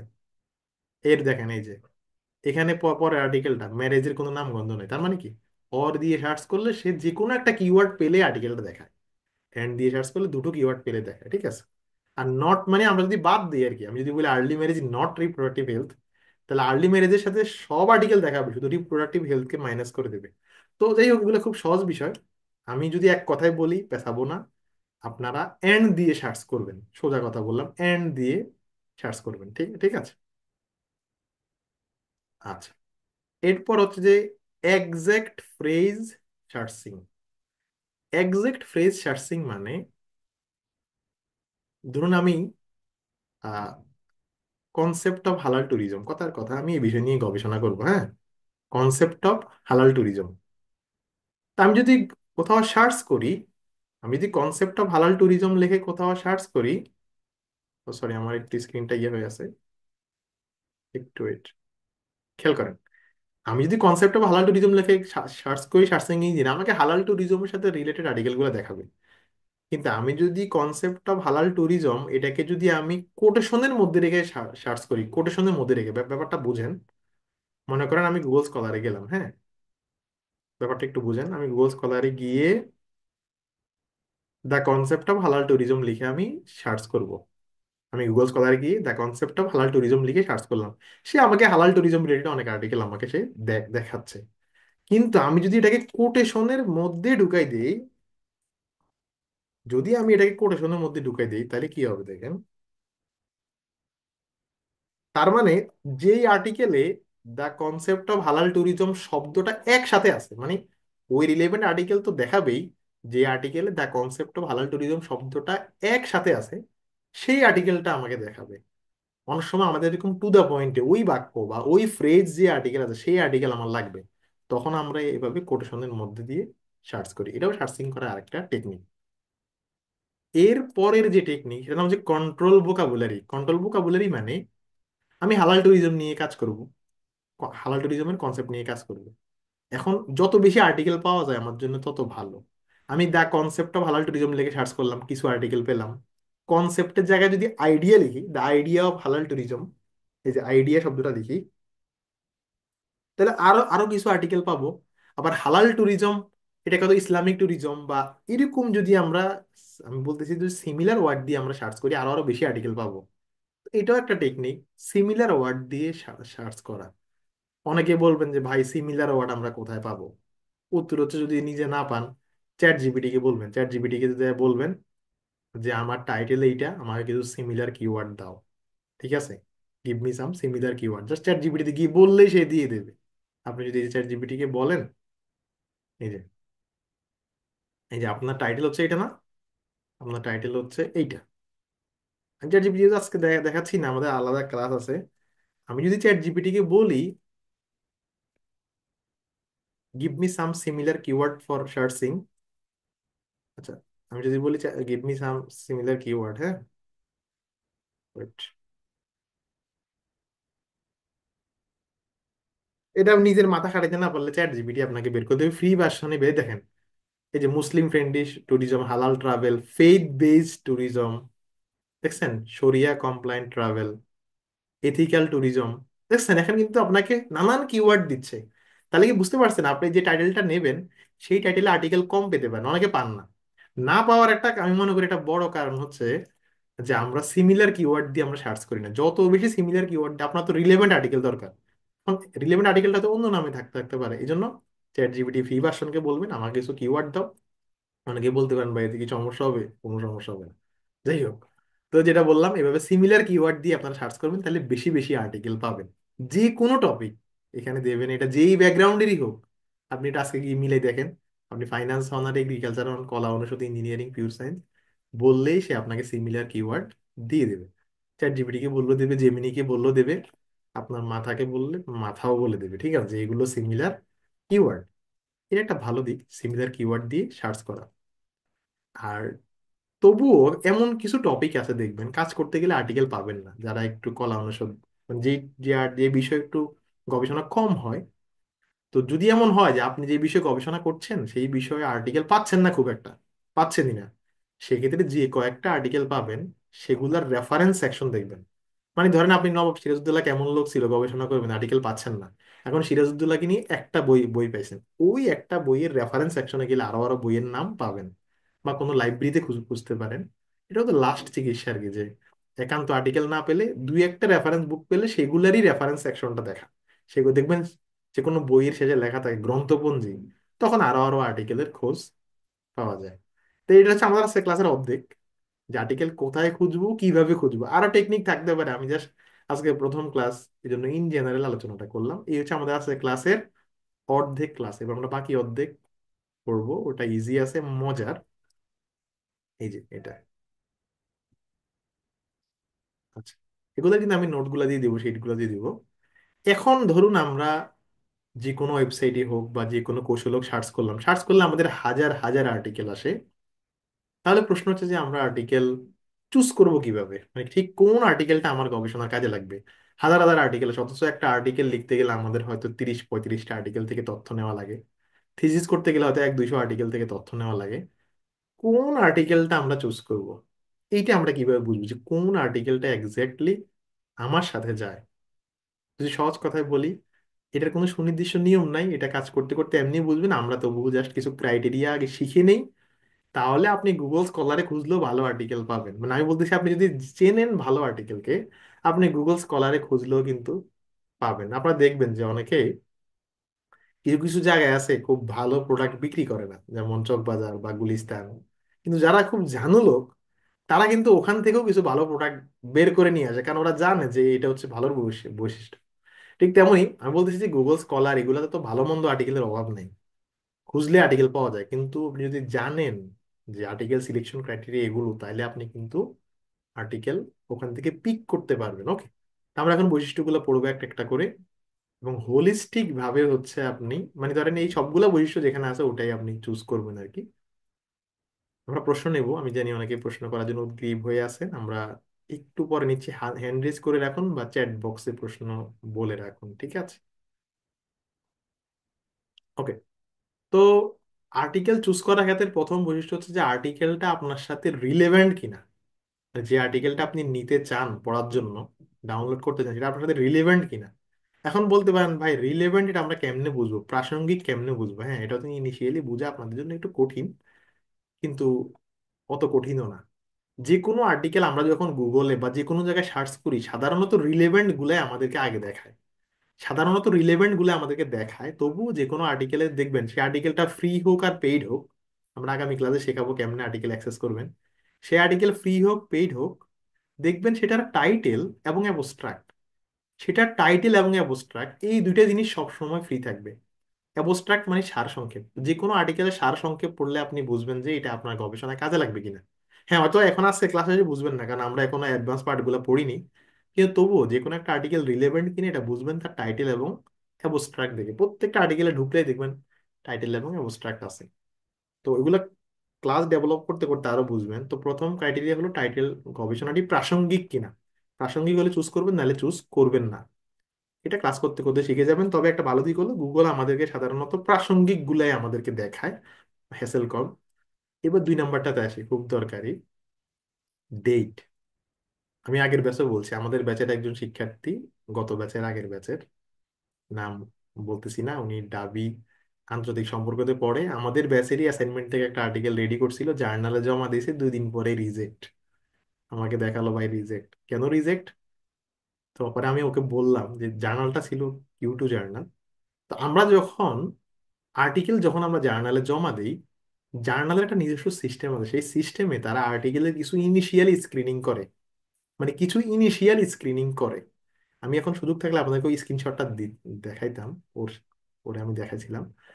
তো ওর আর্টিকেলের রেফারেন্স গুলো ছিল অনেক পুরাতন, এবং এই পুরাতন থাকার কারণে জার্নাল আর ফার্দার রিভিউতে জানে ইনিশিয়ালি রিজেক্ট করে দিছে, মানে অনেক ওল্ড রেফারেন্স। অনেকে বলতে পারেন ভাই তাহলে আমরা কি সবসময় নতুন রেফারেন্স ব্যবহার করবো? না, বিষয়টা যৌক্তিক ভাবে দেখেন। যারা এখানে কলা অনুষদের আছেন, আমি বলছি লিঙ্গুইস্টিক বা হিস্ট্রি, তাতে তো রেফারেন্স পুরাতন হলে সমস্যা নেই, কারণ এই বিষয়গুলো নিয়ে রিসার্চ গুলাই তো পুরাতন।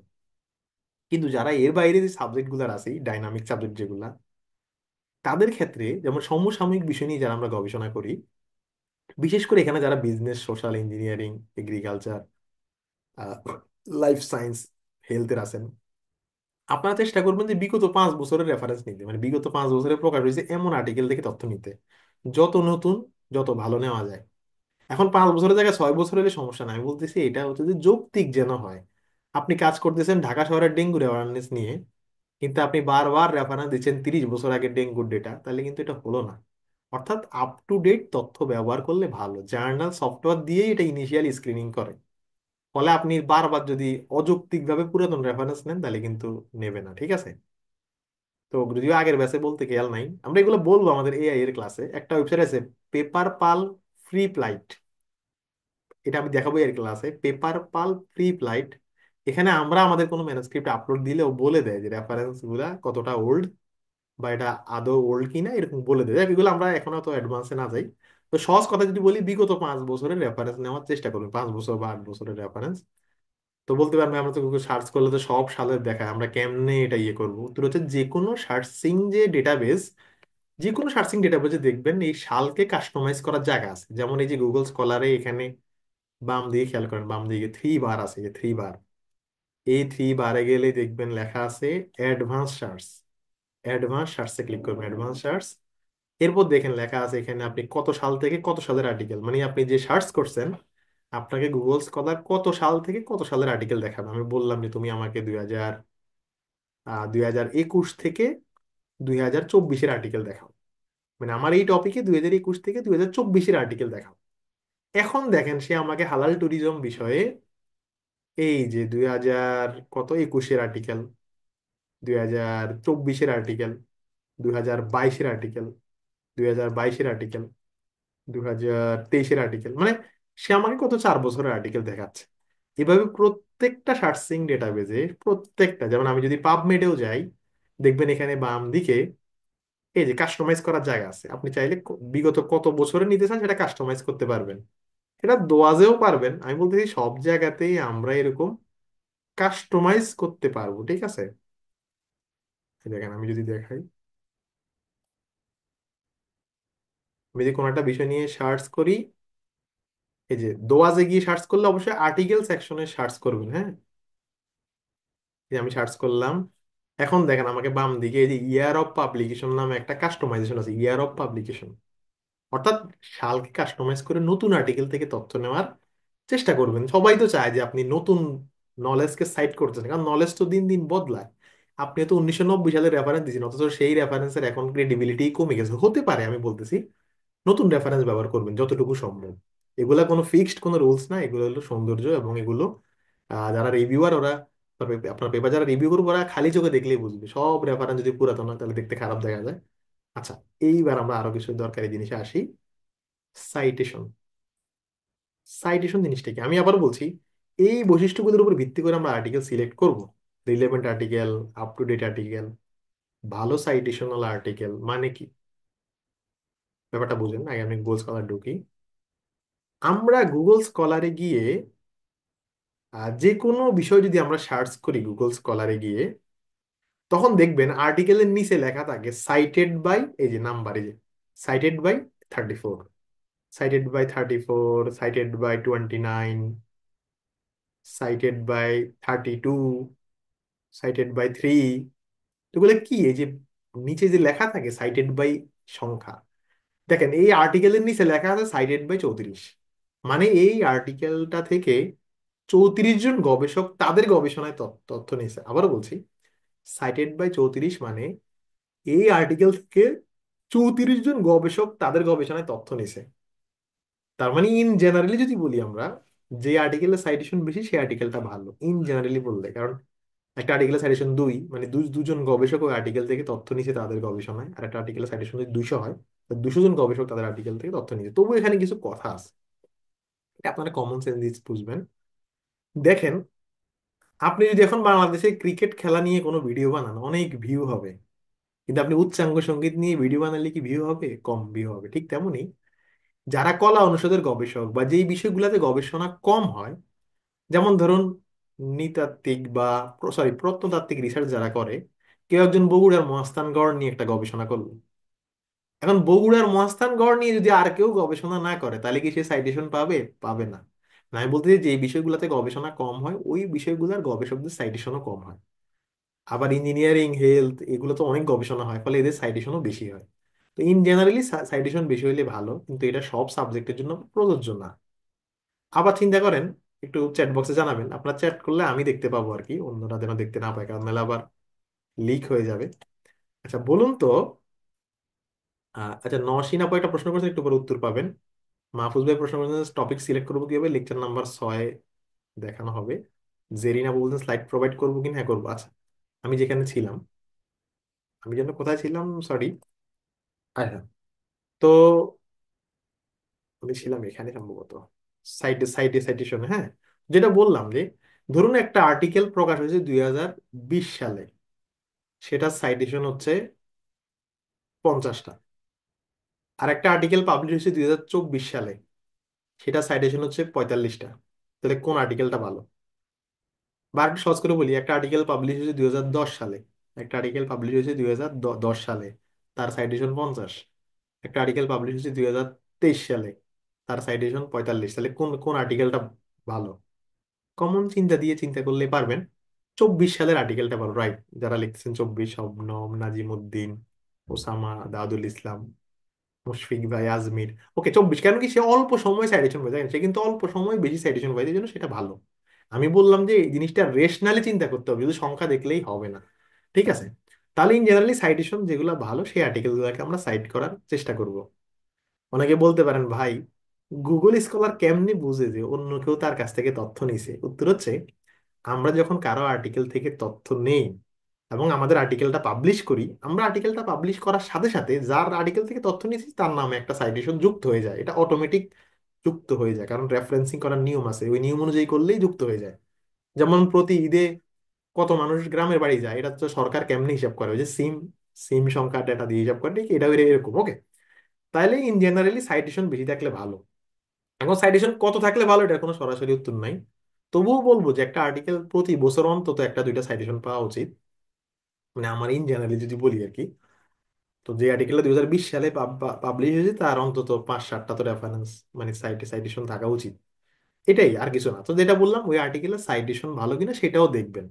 হ্যাঁ, একদম নতুন আর্টিকেল হলে তো সাইটেশন পাবেন না। যেমন আপনি এখন 2025 সাল শুরু হয়েছে, আপনি 2024 সালের নভেম্বরে একটা আর্টিকেল প্রকাশ হয়েছে, সেই আর্টিকেলটা ভালো, কিন্তু আপনি সাইটেশন খুঁজতে গেলে পাবেন? পাবেন না, কারণ সাইটেশন পাইতে হলে তো তার সময় লাগবে, অন্য গবেষকরা তার কাছ থেকে তথ্য নিয়ে প্রকাশ করলেই না এরপর আগের গবেষক সাইটেশন পাবে। তো আমি যেটা বললাম, জিনিসটাকে যৌক্তিকভাবে চিন্তা করতে হবে। আশা করি সাইটেশনের বিষয়টা আপনারা বুঝতে পারছেন। আমরা আর বেশিক্ষণ নেব না সময়, আর 15 মিনিট। এইবার আসেন আরো দুটো গুরুত্বপূর্ণ বিষয়। সাইটেশন দিয়ে আমরা আর্টিকেলকে চিনলাম। এবার আমরা ইম্প্যাক্ট ফ্যাক্টর এবং সাইট স্কোর নামে দুইটা জিনিস, ইম্প্যাক্ট ফ্যাক্টর সাইট স্কোর, আমি আবারও বলছি, ক্লাসে আমি পড়াই দেবো আপনার নিজ উদ্যোগে। চ্যাট জিপিটি আপনার বন্ধু হোক বা গুগল আপনার বন্ধু হোক, নিজ উদ্যোগে হচ্ছে এগুলা ডিটেলস পড়ে নেবেন, ঠিক আছে? যেমন, আচ্ছা এখন যেটা বলবো আমরা, ইম্প্যাক্ট ফ্যাক্টর বা সাইট সাইট স্কোর মানে কি খুব সূক্ষ্মভাবে কিন্তু চিন্তা করবেন। আর্টিকেলকে আমরা চিনি সাইটেশনের মাধ্যমে, আর আর্টিকেলের যে ফাদার মানে জার্নাল, জার্নালকে চিনি আমরা সাইট স্কোর বা ইম্প্যাক্ট ফ্যাক্টরের মাধ্যমে। আপনারা যখন হায়ার স্টাডিতে অ্যাপ্লাই করবেন, প্রফেসর অনেক সময় দেখবে যে আপনি যে জার্নালে আর্টিকেল পাবলিশ করছেন সেটার ইম্প্যাক্ট ফ্যাক্টর কত। ইভেন কোনো কোনো দেশে আবেদনের সময় যখন আমরা আর্টিকেলের লিস্ট দিই যে আমার এই আর্টিকেল আছে, তখন ওখানে একটা ঘর থাকে যে ওই আর্টিকেলের ইম্প্যাক্ট ফ্যাক্টর কত। আমি দেখছি আমাদের একটা আপু মেবি অস্ট্রেলিয়াতে অ্যাপ্লাই করছিল, তখন ওনার এক ঘর ছিল যে আর্টিকেলের ইম্প্যাক্ট ফ্যাক্টর কত। বুঝতে পারছেন? এখন ইম্প্যাক্ট ফ্যাক্টর বা সাইট স্কোর মানে কি, সেটা হলো দুনিয়াতে প্রায় 50,000 ভালো জার্নাল আছে, সব সাবজেক্ট মিলে প্রায় 50,000 ভালো জার্নাল আছে। কেমনে বুঝছি এগুলা ভালো? দুইটা কোম্পানি আছে, এরা ওয়ার্ল্ড ওয়াইড খুবই বিখ্যাত। এটার নাম হচ্ছে স্কোপাস, এটার নাম হচ্ছে ওয়েব অফ সায়েন্স। একটা নাম হচ্ছে স্কোপাস, একটা নাম হচ্ছে ওয়েব অফ সায়েন্স। এই দুইটা কোম্পানি মূলত দুনিয়ার ভালো জার্নালগুলোর তালিকা প্রকাশ করে। স্কোপাস এবং ওয়েব অফ সায়েন্স, এই দুইটা কোম্পানি দুনিয়ার ভালো জার্নালগুলোর তালিকা প্রকাশ করে তারা। যেমন আপনারা দেখছেন যে ইউজিসি বাংলাদেশে ইউনিভার্সিটি এগুলো তালিকা প্রকাশ করে, বা ইউএস র্যাঙ্কিং ওয়ার্ল্ড ওয়াইড ইউনিভার্সিটিগুলোর তালিকা করে, র্যাঙ্কিং করে, ঠিক তেমনি স্কোপাস এবং ওয়েব অফ সায়েন্স, এই দুইটা এই দুইটা কোম্পানি হচ্ছে রিসার্চের সবচেয়ে বড় কোম্পানি, এবং এরা জার্নালগুলোর তালিকা প্রকাশ করে। এদের তালিকায় থাকলে জার্নালটা ভালো, না থাকলে জার্নালটা খারাপ হওয়ার সম্ভাবনা আছে আর কি, খারাপ বা ভুয়া হওয়ার সম্ভাবনা আছে। তো এই স্কোপাস জার্নালগুলোকে একটা রেটিং দেয়, সেই রেটিং এর নাম হলো সাইট সাইট স্কোর। আর ওয়েব অফ সায়েন্স কোম্পানি জার্নালগুলোকে একটা রেটিং দেয় যেটার নাম হচ্ছে ইম্প্যাক্ট ফ্যাক্টর, এটার নাম হচ্ছে ইম্প্যাক্ট ফ্যাক্টর। এখন রেটিংটা কিভাবে হয় বলি। ক্যালকুলেশনটা আপনাদের কিন্তু করা লাগবে না, এটা জার্নালে দিয়ে রাখে। যেমন আমি যদি যাই, দেখেন আমি যদি এখন স্কোপাসের ওয়েবসাইটে যাই, আমি লিঙ্কটা দিয়ে দিব আপনাদেরকে, scopus.com/source, এই যে scopus.com/source, এখানে যাবেন, বা স্কোপাস সোর্স লিখে গুগলে সার্চ করলে দেখবেন আপনাদেরকে ওখানে নিয়ে যাবে। এই যে scopus.com/source বা স্কোপাস সোর্স লিখলে আশা করি পেয়ে যাওয়ার কথা।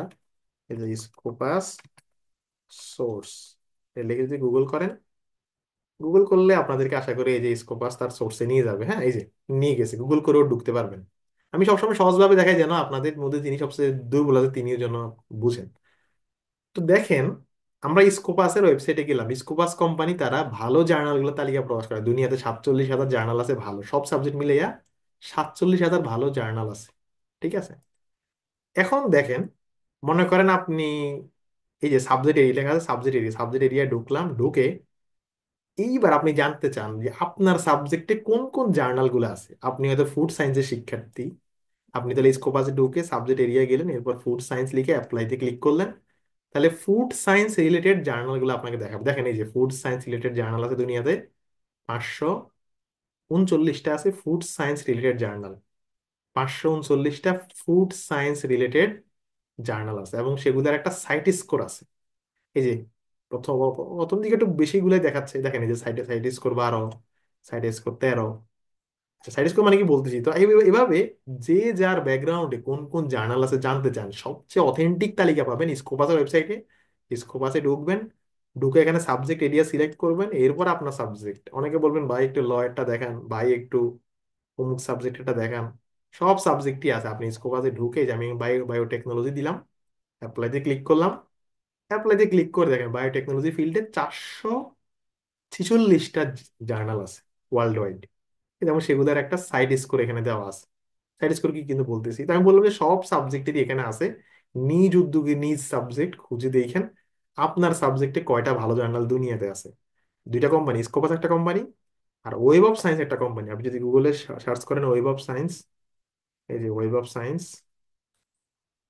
Web of science journal list বা web of science master journal, যেটা লিখে সার্চ করেন না কেন, এখানে সার্চ করলেও পাবেন। ওয়েব অফ সায়েন্সের এখানে গিয়ে সার্চ করলেও পাবেন, ঠিক আছে।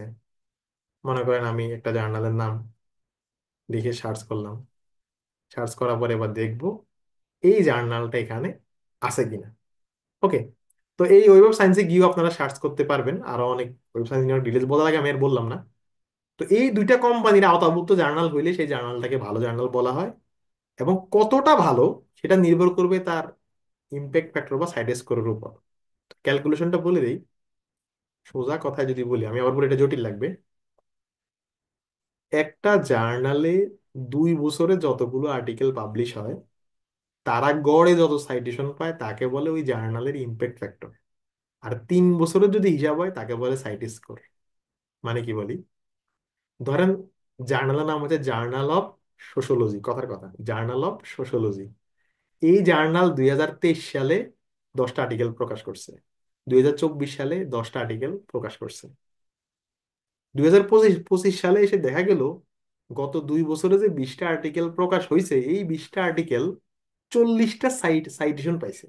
তাহলে 40 40 ভাগ 20 সমান সমান 2। তার মানে ওই জার্নালের ইম্প্যাক্ট ফ্যাক্টর হচ্ছে 2।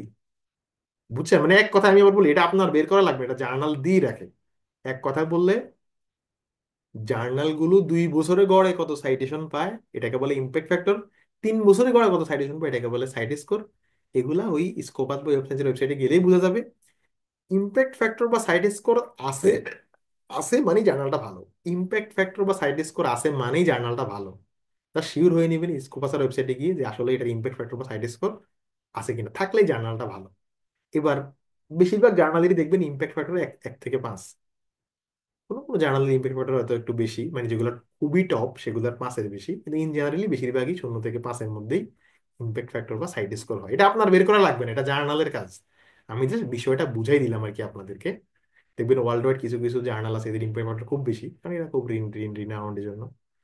আচ্ছা, এবার ইন্ডেক্সিং নামক একটা ধারণা আছে। অনেকে আমরা বলি যে আমার আর্টিকেলটা অমুক ইন্ডেক্সে প্রকাশ হয়েছে। যেমন ধরেন আপনাদের কোনো একটা লেখা যদি ডেইলি স্টার, মানব জমিন, জাতীয় পত্রিকা প্রকাশ হয় সেটা এক ধরনের ভালো। আর যদি দৈনিক চাঁদপুরে প্রকাশ হয় সেটা আর একটু কম ক্রেডিট, তাই না? ঠিক তেমনি আর আমরা আর্টিকেল প্রকাশ করার পর বলি যে আমার এই জার্নালকে কারা ইন্ডেক্স করতেছে। ইন্ডেক্স মানে স্বীকৃতি দেওয়া, আমার এই জার্নালকে কারা স্বীকৃতি দিচ্ছে। এই যে আমি বললাম আমার জার্নালটা স্কোপাসের তালিকায় আছে, তার মানে স্কোপাস ইন্ডেক্স। আমার জার্নালটা যদি ওয়েব অফ সায়েন্সের তালিকায় থাকে এটাকে বলে ওয়েব অফ সায়েন্স ইন্ডেক্স। এরকম দুনিয়াতে 5-7টা ভালো ইন্ডেক্স আছে যেটা সবার দ্বারা স্বীকৃত, যেমন স্কোপাস ওয়েব অফ সায়েন্স সবার দ্বারা স্বীকৃত। ওয়েব অফ সায়েন্সের আবার ইন্ডেক্সিং এরও আবার ক্যাটাগরি আছে, আমি যেটা পরে বলবো, বা এগুলো এখন দরকার নাই। আইএসআই, ইআরসিআই এগুলো পরে বলবো, এগুলো এখন দরকার নাই। তো খেয়াল রাখবেন আপনার আর্টিকেল যদি স্কোপাস তালিকাভুক্ত বা ওয়েব অফ সায়েন্স তালিকাভুক্ত জার্নালে প্রকাশ হয় তাহলে আপনি বলবেন আপনার জার্নালটা ইন্ডেক্স জার্নালে প্রকাশ হয়েছে, ভালো ইন্ডেক্স জার্নালে প্রকাশ হয়েছে।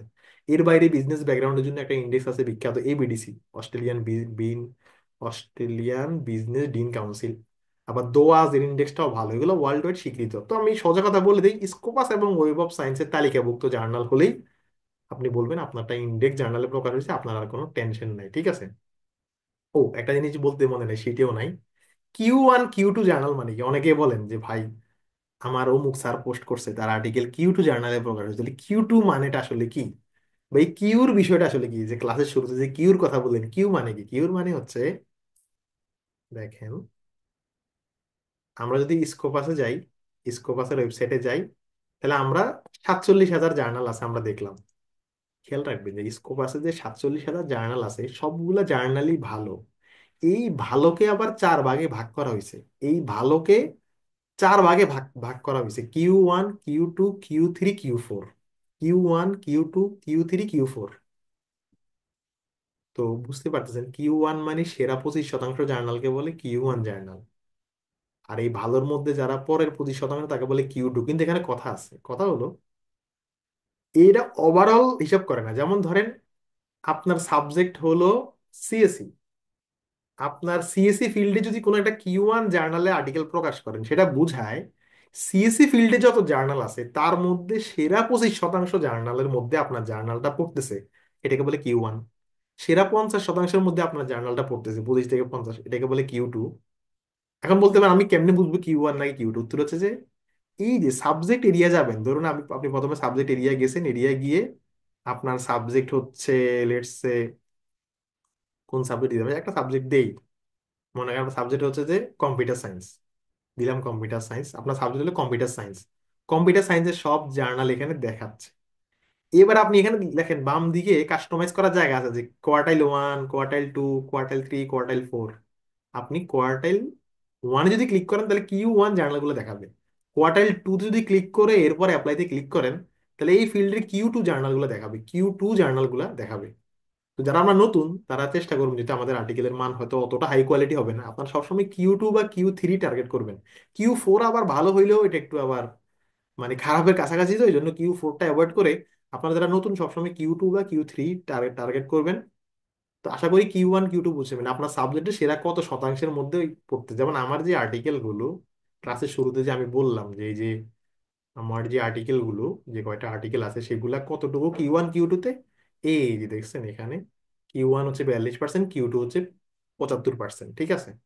তো আপনার ওই যে এক্সাইটেশন, এই এক্সটেনশনটা যদি আপনার ব্রাউজারে থাকে সে বলে দেবে, কারো প্রোফাইলে ঢুকলে তার আর্টিকেল গুলোর মধ্যে কয়টা কিউ ওয়ান কয়টা কিউ টু এগুলো বলে দেবে আর কি। আর কিউর বাইরে হইলে কি ফেক, আমরা আগামী ক্লাসে এটা শিখবো যে কিউর বাইরে বা স্কোপাসের বাইরে হইলে কি জার্নালটা ফেক। আগামী ক্লাসে সেই উত্তরটা পাবেন, আপাতত কিউর ব্যাখ্যাটা আশা করি বুঝছেন। স্কোপাস অন্তর্ভুক্ত ভালো জার্নালগুলোকে চারটা ক্যাটাগরিতে ভাগ ভাগ করছে। এই চারটা ক্যাটাগরি হচ্ছে Q one, Q two, Q three, Q four. Last content হলো এটা বাড়তি জিনিস, সীমাগো র্যাঙ্কিং। সীমাগো র্যাঙ্কিং মানে হচ্ছে, আচ্ছা, এটা ক্লাসে পড়ানো লাগতো না যদিও, সীমাগো লিখে শাখা কাজ করবে, সীমাগো এটা মানে স্কোপাস ওয়েবসাইটে আপনাদের অনেকের হয়তো অ্যাক্সেস থাকবে না। তো স্কোপাসের ওয়েবসাইট থেকে ডেটা নিয়েই একটা ওয়েবসাইট করা হয়েছে, নাম হলো সীমাগো.com। এখানে ঢুকে এবার এটা বাড়তি পড়া আবার বলছি, এই যে জার্নাল র্যাঙ্কিং এ ক্লিক করে আপনার সাবজেক্টে সেরা জার্নাল কোনগুলো, এই যে এর সাবজেক্ট এরিয়া কাস্টমাইজ করে করে এখান থেকে বের বের করতে পারবেন আপনার সাবজেক্টে সেরা জার্নাল কোনগুলো, এটা আপনি জানার জন্য। বা ধরেন আপনি যেখানে কান্ট্রি র্যাঙ্কিং এ যান, শুধু রিসার্চের ভিত্তিতে, যে কান্ট্রি র্যাঙ্কিং এ গেলে শুধু রিসার্চের ভিত্তিতে বর্তমানে কোন দেশ কত অবস্থানে আছে এরকম দেখবেন। কেউ কি গেস করতে পারবেন বাংলাদেশ কত কত নম্বরে আছে? দেখি, দেখি কেউ একটু গেস করেন তো বাংলাদেশ কত নম্বরে আছে। চ্যাট বক্সে লেখেন, চ্যাট বক্স। 55, 53, তারপর আর কি 60, 1000 প্লাসে বর্তমানে। 1000 দেশ, দেশ হতে 100।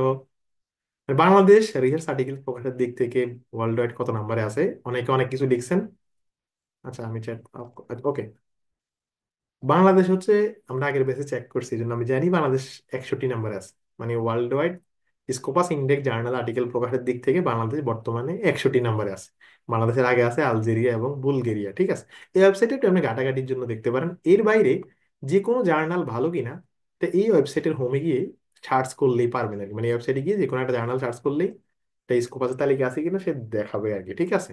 যে কোনো জার্নাল এখানে গিয়ে আপনারা সার্চ করেন আর কি। তো সেটা দেখাবে সেটা কি কিউ ওয়ান কিনা বা কিউ টু কিনা। যেমন আমি যদি আমার একটা জার্নাল এখানে দেখাই, ধরেন আমার এই যে একটা জার্নাল ফ্রন্টায়ার ইন নিউট্রিশন,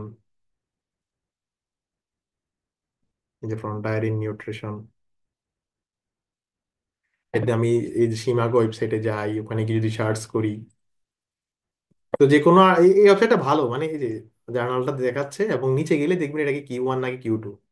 ওকে, যেমন এটা এখন 2000, যেমন এই জার্নাল হচ্ছে তিনটা বিষয়ে ফোকাস করে, একটা হচ্ছে ডায়াবেটিস, একটা হচ্ছে ফুড সায়েন্স, একটা হচ্ছে নিউট্রিশন। তো নিউট্রিশনের ক্যাটাগরি যেটা কিউ টু, আর ফুড সায়েন্স ক্যাটাগরি যেটা Q one journal, diabetes category যেটা কিউ টু জার্নাল, ঠিক আছে?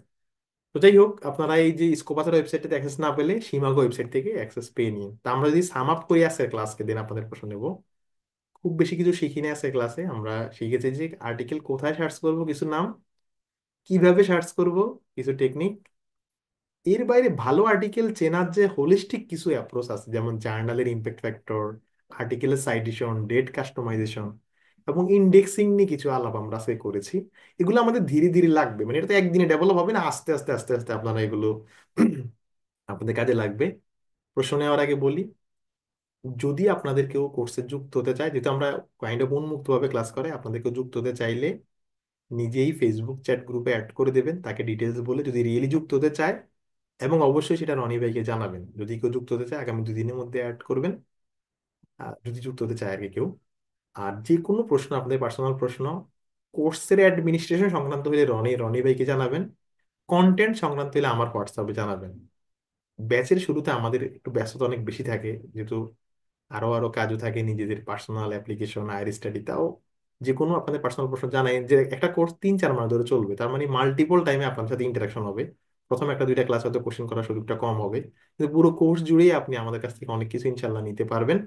আমি এটা নিয়ে বেশ আশাবাদী। আমাদের মূল ক্লাস আজকে এতটুকুই। এইবার আপনাদের কারো প্রশ্ন থাকলে আমরা আগে চ্যাট বক্স থেকে প্রশ্নগুলো আনি, হ্যান্ড রেজ করেন, আমি একটা একটা করে নেব। আবারও বলছি, আজকের ক্লাসে ক্লাস রিলেটেড প্রশ্ন করেন, মানে আজকের কন্টেন্ট রিলেটেড।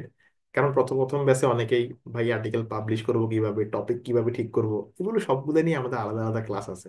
শুধু আজকের ক্লাস রিলেটেড প্রশ্ন আজকে করবেন, অন্য প্রশ্নগুলো আমাকে হোয়াটসঅ্যাপে ইনবক্স করবেন, ঠিক আছে? হ্যাঁ, আমার পার্সোনাল হোয়াটসঅ্যাপ নাম্বারটা আমি দিয়ে দেই। আমার নাম্বারটা আমি এখানে লিখে দেই, কোর্স আউটলাইনে। আচ্ছা, কোর্স আউটলাইন নাম্বারটা একটা ডিজিট ভুল আছে, সরি। আমি নাম্বারটা একটু লিখে দিচ্ছি, হ্যাঁ, স্ক্রিনে লিখে দিচ্ছি। আমার হোয়াটসঅ্যাপ নাম্বারটা আমি লিখে দিচ্ছি আর কি। আমারটা হলো 0132724 22 24। এটা আমার হোয়াটসঅ্যাপ নাম্বার, আমাকে মোটামুটি সবসময় পাবেন। এখন এই 2-3 দিন একটু ব্যস্ত থাকবো, কিন্তু এমনি পাবেন। আর রনি ভাই আপনাদের সবসময় বেশি হেল্প করবে, মানে রনি ভাই এই কাজে আপনাদের পিছনে থাকবে সবসময়। ওর নাম্বার হলো 01638895489। এক প্রথমটা আমার, পরেরটা রনি ভাইয়ের। রনি ভাইকে যে কোনো অ্যাডমিনিস্ট্রেশন সংক্রান্ত যে কোনো জিজ্ঞাসা আপনাদেরকে পাশে, মানে ওনাকে পাশে পাবেন। তো এই নাম্বারটা একটু স্ক্রিনশট দিতে পারেন বা সেভ করে রাখতে পারেন। এইবার আমরা চ্যাট বক্স থেকে প্রশ্ন নিই এবং আরো কিছু প্রশ্ন উত্তর দিই। ওকে, এখন Q1 বা Q2 এর কিউ মানে কোয়ার্টাইল আর কি, কোন অংশে পড়ছে। হ্যাঁ, রনি ভাইয়ের হোয়াটসঅ্যাপ নাম্বার দিয়েছি। ইন্ডেক্সিং, একদম মনে ইন্ডেক্সিং আবার ডিটেলস বললে ভালো। তো ইন্ডেক্সিং মানে আপনার প্রকাশিত আর্টিকেলের জার্নালটা কোন তালিকায় আছে, সেটাকে বলে ইন্ডেক্সিং। ভালো ইন্ডেক্সিং মানে স্কোপাসের ইন্ডেক্সিং, ওয়েব অফ সায়েন্সের ইন্ডেক্সিং, দোয়াজের ইন্ডেক্সিং, এগুলো ভালো। রেকর্ড কি পরে দেখা হবে? হ্যাঁ, দেওয়া হবে। আর্টিকেল পাবলিশ করতে কি টাকা লাগে? না, টাকা লাগে না। এক কথায় অনেক বিস্তারিত আলাপ, আমি এটা দেখাবো ক্লাসে। আর্টিকেল পাবলিশ করতে কোনো টাকা লাগবে না আমাদের বাংলাদেশের জন্য। একজন প্রশ্ন করছেন, গুগল স্কলারে I10 ইন্ডেক্স, H ইন্ডেক্স মানে কি? এটা তো সোজা। দেখেন, এই যে আমার প্রোফাইলে লেখা আছে H-index 7, তার মানে আমার অন্তত 7টা আর্টিকেল 7বার সাইটেশন পাইছে, এটাকে বলে H-index। H-index 7 মানে আমার অন্তত 7টা আর্টিকেল 7বার সাইটেশন পাইছে। আর I10 ইন্ডেক্স মানে আমার কয়টা আর্টিকেল 10 সাইটেশন ছুঁয়েছে। যেমন আমার I10 ইন্ডেক্স হচ্ছে 5, তার মানে আমার 5টা আর্টিকেল অন্তত 10টা সাইটেশন করে পাইছে, মানে 10-এর ঘর ছুঁইতে পারছে আর কি। এটা লাগবে না আপাতত। ওকে, আমি দেখি আর কোনো প্রশ্ন আছে কিনা। আজকে ক্লাস রেকর্ডিং কখন পাবেন? একটু লেট হবে, কারণ এটা রেন্ডার হইতে সময় লাগবে, আপনাদেরকে মেইল করতে সময় লাগবে। তবে ঘুম থেকে উঠে আশা করি পেয়ে যাবেন, ঠিক আছে? তারপর আর কোনো প্রশ্ন আছে কিনা দেখি। আই ডোন্ট নো যে ক্লাস আপনাদের কতটা এনজয় করেছেন, কিন্তু আমার ধারণা যে যারা জানতেন না বিষয়গুলো তাদের জন্য ভালো লেগেছে আর কি, ঠিক আছে? একজন বলেন কিভাবে ফাইন্ডিংস অ্যানালাইসিস করবো, হ্যাঁ, এগুলো খুব ভালো করে দেখানো হবে। একজন বলেন ভাই আজকে চার্জ নেই, এখন বিদায় নেই। এখন বিদায় নিলে সমস্যা নাই। সাইটেশনে কি নাম লিখতে হয় না? এটা আমার দেখাবো, রেফারেন্সিং লেকচার নাম্বার 3। একজন প্রশ্ন করছেন, একই আর্টিকেল একাধিক জার্নালে পাবলিশ করা যায় কিনা? এটা মহাপাপ, এটা বুঝবেন আগামী কিছু ক্লাসের মধ্যেই। Q1 Q2 ডিটেলস হ্যাঁ অলরেডি বলা হয়েছে। নিশা আপু প্রশ্ন করছিলেন রিসার্চ টপিক কিভাবে সিলেক্ট করবো, মাহফুজ ভাই প্রশ্ন করছেন, এটা টপিকের ক্লাসে আলোচনা হবে। এইবার আমরা কিছু প্রশ্ন নেই, কারণ আপনারা অনেকক্ষণ ধরে শুনেছেন। যদিও প্রথম দিন সবার প্রশ্ন নেওয়া সম্ভব হবে না, তবু আমি কিছু সিলেক্টেড প্রশ্ন নিচ্ছি। আফরোজা, আমি নাম নাম বললে আপনারা দেন, আমি আনমিউট করবো আর কি। আফরোজা, আপনি বলুন। এরপর বলবেন আনোয়ার হোসেন, এরপর বলবেন MD রিফাত। আমি একজন একজন করে আনমিউট করতেছি, প্রশ্ন করুন। থ্যাংক ইউ আমাকে বলার জন্য। আমি আফরোজা। আমার আজকে তেমন কোনো প্রশ্ন নাই, তবে আমার ভালো লাগলো যে গুগল সার্চের যে আর্টিকেল বা এবং জার্নাল গুলো সার্চ করে আমরা কিভাবে করবো। আমরা আসলে সাধারণত গুগলেই সার্চ করি আর কি। জি জি জি। অনেক ডিটেলস অনেক কিছু জানলাম। আশা করি পরবর্তী ক্লাসগুলো আরো বেশি ভালো লাগবে আজকের ইনশাল্লাহ। মতো। ইনশাল্লাহ আমার ধারণা যে পরবর্তীগুলো আরো বেশি ভালো লাগবে, বরং প্রথম দুটোই আমাদের জি জি। ইয়ে আর কি, কিন্তু পরের ক্লাসগুলো বেশ ভালো। প্রথম ক্লাস হিসেবে আমার এক্সপেকটেশন আসলে অনেক ভালো। আজকে আমি হুম, বলবো যে হুম। ক্লাসের ফিডব্যাক আমার কাছে খুব ভালো লেগেছে। আপনাকে অসংখ্য ধন্যবাদ। আশা করি সামনের ক্লাসগুলো আরো বেশি ভালো লাগবে। আমি যাদের নাম বলছি বলুন, আনোয়ার হোসেন ভাই প্রশ্ন করুন, এমডি রিফাত প্রশ্ন করুন।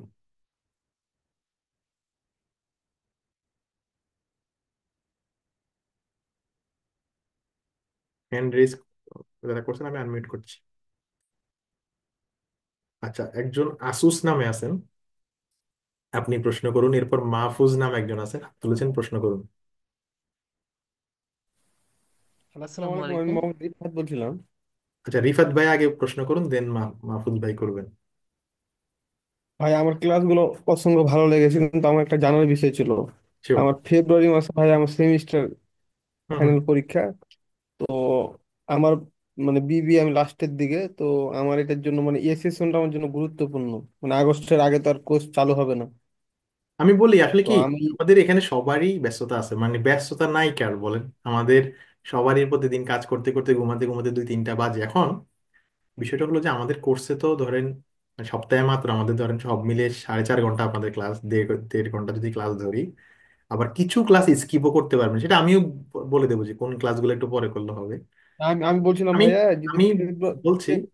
আমি বলছি রিফাত ভাই, যদি আপনার কিছু ক্লাস মিস হয় আপনি রেকর্ড দেখে কভার করতে পারবেন, আবার এই ব্যাচে ক্লাস মিস করলে পরবর্তী ব্যাচের সাথেও রিকভারি ক্লাস করতে পারবেন। আমাদের মানে হাইয়েস্ট ফ্লেক্সিবিলিটি আছে, বুঝতে বুঝতে বুঝতে পারছেন?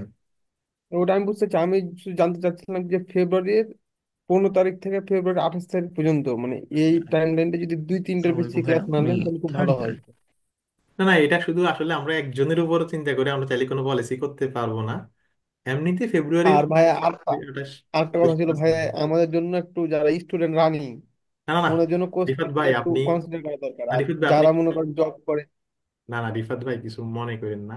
এটা শুধুমাত্র মানে আপনি বলে না, আমি বলতে না, আমাদের যে কোনো পলিসি চেঞ্জ হবে ধরেন মোস্ট অফ দা পার্টিসিপেন্টের সুবিধার কথা চিন্তা করে। যদি যেমন জি জি। রোজার মাসে আমরা একটু ক্লাস কমই নেব, হয়তো আমরা, আমাদের একটা মাসে ক্লাস হয় 12টা, হয়তো রোজার মাসে আমরা 10টা ক্লাস নেবো বা একটু কম নিতে পারি। ঈদের বন্ধ আমরা একটু আগে দিয়ে দিই সবসময়। তো আমি বলতেছি যে পলিসি নেওয়া হয় যেটা সবার জন্য ভালো ওইটাই নেওয়া হবে। এখন ধরুন আপনার পরীক্ষা কদিন বাদে হয়তো আমার পরীক্ষা হবে বা কারো না কারো পরীক্ষা হবে, কিন্তু দুইটা শিডিউলে ক্লাস করতে পারবেন, রেকর্ড পাবেন, এই ব্যাচে মিস করলে আরেক ব্যাচে তো ক্লাস করতে পারবেনই, চাইলে আমাদের পরবর্তী যে কোনো ব্যাচেও ক্লাস করতে পারবেন, সর্বোচ্চ ফ্লেক্সিবিলিটি টুকু পাবেন। এর বাইরে সবার জন্য যেটা ভালো আমরা সেই পলিসিটাই নেব, কেমন? জি ভাই। ঠিক আছে ভাই। ভাই আরেকটা কথা ছিল যে আমরা যারা স্টুডেন্ট রানিং হুম, তাদের হুম। তো ইনকাম সোর্সটা কম, একটু কোর্স ফিটা যদি দুই আচ্ছা আচ্ছা তিনটা স্লট নিতেন আচ্ছা আচ্ছা, আর কোর্স ফি এর বিষয়টা বলি। একটু যদি কোর্স ফি, কমাতেন খুব ভালো হতো। হ্যাঁ ভাই আমি বলি, বিষয়টা এমন হয়নি কখনো যে আমাদের কারো কোর্স ফি দিতে লেট হয়েছে বলে আমরা তাকে বাদ দিয়েছি। এটা সত্য সত্য কথা। আমাদের গত আগস্ট থেকে যে ডিসেম্বর যে ব্যাচটা হলো, জানুয়ারি ব্যাচটা হলো, কথা কারো কারো বলতে ফি আছে। এখনো বাকি। আমার কথা হলো যে আমাদের ফি দেওয়ার নিয়ম হচ্ছে ফেব্রুয়ারির 10 তারিখের মধ্যেই, ফেব্রুয়ারি 1 থেকে ফেব্রুয়ারি 10 তারিখের মধ্যে আপনি পুরোটা দিয়ে দিতে হবে, না হলে ইনস্টলমেন্টে দেবেন। এখন কারো যদি মনে হয় যে ভাই আমি 3বারে দেবো, সেটা রনি ভাইকে বলে নিন, তবে সেটা খুবই অল্প কয়েকজন। আর সবাই যদি বলে যে ভাই আমি হাফ করে দেবো, ভেঙে দেবো, 3বারে দেবো, আমি বলতেছি যাদের একান্ত সমস্যা হচ্ছে রনি ভাইকে বললেই উনি ওইভাবে রিপ্লাই দিয়ে দেবেন। ঠিক ঠিক আছে। আশা করি এই জিনিসটা আমরা এখানেই শেষ করি। আহ এরপর আহ প্রশ্ন, এরপর মাহফুজ ভাই সম্ভবত হাত তুলছিলেন। আসসালামু আলাইকুম ভাইয়া। জি, বলুন। ভাইয়া আমি জাতীয় কবি কাজী নজরুল ইসলাম বিশ্ববিদ্যালয়ে অধ্যয়নরত থার্ড ইয়ারে। আমার ডিপার্টমেন্ট হলো local government and urban development. হুম, হুম, হুম। এখন ডিপার্টমেন্টটা হলো এমন যে অর্ধেক পাবলিক অ্যাডমিনিস্ট্রেশনের উপর মানে বেস করে, আবার অর্ধেক ইউআরপির উপরে বেস করে, কিন্তু আমি ডিগ্রিটা পাবো বিএসএস। আমার 1 টু ইন্টারমিডিয়েট মানে সায়েন্স হুম, ব্যাকগ্রাউন্ড ছিলাম আমি। হুম। এখন আমার যদি মাস্টার্স আমার পছন্দ হয় একটু সিভিল ইঞ্জিনিয়ারিং রিলেটেড, তখন কি আমার মানে রিসার্চের ব্যাকগ্রাউন্ড কি মানে একদম ফুললি ওই ডেডিকেটেড থাকা লাগবে না ভাইয়া? আমি এক কথায় বলি, যেহেতু আমার কিছুটা, আমি অবশ্যই বিষয়ে এক্সপার্ট নই, কিন্তু এবার অ্যাপ্লাই করতে গিয়ে আমি 6টা ভার্সিটিতে অ্যাপ্লাই করেছি সোফার, পিএইচডিতে অ্যাপ্লাই করতে গিয়ে যেটা বুঝলাম, আপনার লাস্ট ডিগ্রি গুলা গুরুত্বপূর্ণ। মানে আপনি পিএইচডিতে অ্যাপ্লাই করবেন, মাস্টার্সের ডিগ্রি গুরুত্বপূর্ণ, অথবা লাস্ট এক্সপিরিয়েন্স গুরুত্বপূর্ণ। ফলে আপনি যেটা দিয়ে পিএইচডি করার প্ল্যান করতেছেন, ইমিডিয়েট আগের ডিগ্রিটা যেন ওই রিলেটেড হয়। এটা আমার অভিজ্ঞতাটুকু বললাম আর কি। কিন্তু ধরেন আপনি হয়তো অনার্স করছেন একটা বিষয়ে, দেন আরো 2-3 বিষয় পড়াশোনা করে আবার অনার্সের বিষয়ে পিএইচডি করতে চান, এটা একটু হার্ড হয়ে যাবে। লাস্ট ডিগ্রি গুলা গুরুত্বপূর্ণ, এতে বোঝা যায় আপনি বর্তমানে কোন ফ্লোতে আছেন। আর আমাকে ইনবক্সে নক দিন যে কোনো, আমি বলতেছি যে আজকের ক্লাস রিলেটেড বাইরে যে কোনো প্রশ্ন আমাকে ইনবক্সে জানাইন। আমরা আচ্ছা আচ্ছা। আজকের ক্লাস রিলেটেড কুইরি গুলাই এখন নিতে চাচ্ছি। ওকে। মাহফুজ ভাই আপনাকে থ্যাঙ্কস। আসুস নামে একজন আছেন, তারপর শ্রাবন্তী নামে একজন হাত তুলেছেন আপু, ফাহাদ নামে একটা ভাইয়া হাত তুলেছেন। আপনারা বলুন।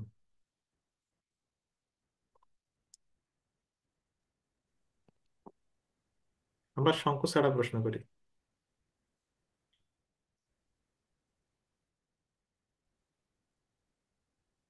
সবাই একসাথে। ফাহাদ ভাই আপনার কথা শুনতে পাচ্ছি না। জি আসসালামু আলাইকুম ভাই। জি জি জি। জি ভাই। আপনার প্রশ্নটা কি আর কি, আপনি হাত তুলেছেন তো? ক্লাস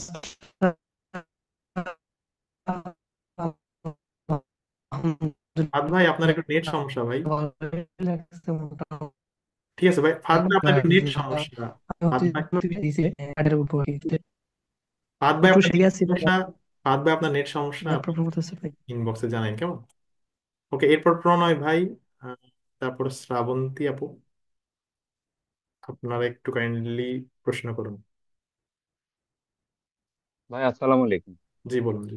ভাই আমি আম, ভাই আপনার যে রিসার্চ আপনার প্রোফাইলে আমি দেখলাম যে জার্নাল র্যাঙ্কিং এ আপনার শেষে এন এ নিচে 16% আছে। এন এ এটা মানেটা কি একটু বলবেন কি? এনে আমি মানে, আসলে রাইট, এনে মানে হচ্ছে যে এগুলো Q1 Q2 Q3 এর মধ্যে নাই, তার মানে এগুলো আহ নর্মাল।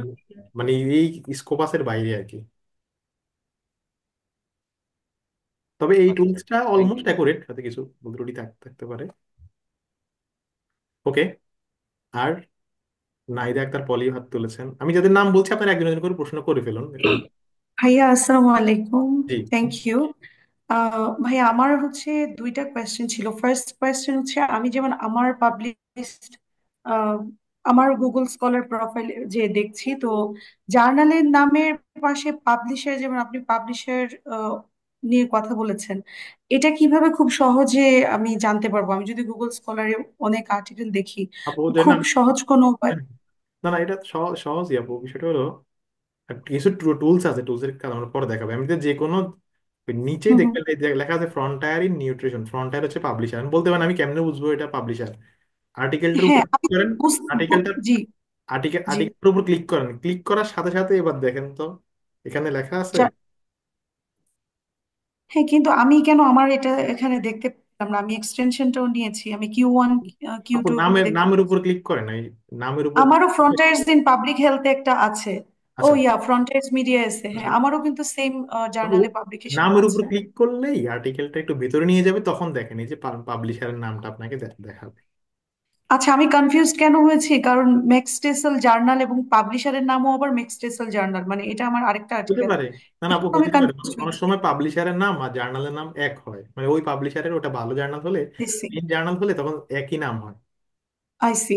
আরেকটা কোয়েশ্চেন, তারপর আমি ছেড়ে দিচ্ছি। সো কোয়েশ্চেনটা হচ্ছে, আজকে কিছু মেটেরিয়াল আমাদেরকে শেয়ার করা হয়েছে, and it seems a lot of things. So এখন আমি যেমন আজকের ক্লাসটা করলাম, আপনি পাওয়ার পয়েন্ট স্লাইডে প্রেজেন্ট করেছেন, তো আমরা যদি আসলে ক্লাস বাই পাই, তাহলে আমি আমি আসলে বুঝতে পারছি না, মানে ওই মেটেরিয়ালস গুলো ইন অ্যাডভান্স প্রোভাইড করা হয়েছে। তো তো আমি আসলে বুঝতে পারছি না যেগুলো কি নেক্সট ক্লাসগুলোতে আসবে সেই জন্য ইন অ্যাডভান্স দেওয়া হয়েছে। না না। If so, then why not today's PowerPoint slides? It's a little confusing. হুম হুম। আমাদের প্রত্যেকটা ক্লাসেই স্ক্রিনে যা যা দেখানো হবে ক্লাস শেষে সেগুলো দিয়ে দেওয়া হবে, কিন্তু আপনারা চাইলে সেগুলো আগেও দেওয়া পসিবল। কিন্তু যদি তো আমাদের শিট মাত্র একটা না, ধরেন একটা ক্লাসে দেখাতে গেলে, যেমন আজকে তো কমই দেখাইছে, আমাদের এমনও ক্লাস আছে ক্লাসের প্রয়োজনে 8, 10টা বা 15টা শিটও আমরা দেখাবো, কিন্তু সেগুলো মুখস্থ করা লাগবে না বা ডাউনলোড করা লাগবে না। মানে ওই শুধু ওই পার্টটুকুর প্রয়োজনীয় অংশটুকু আমরা দেখাই।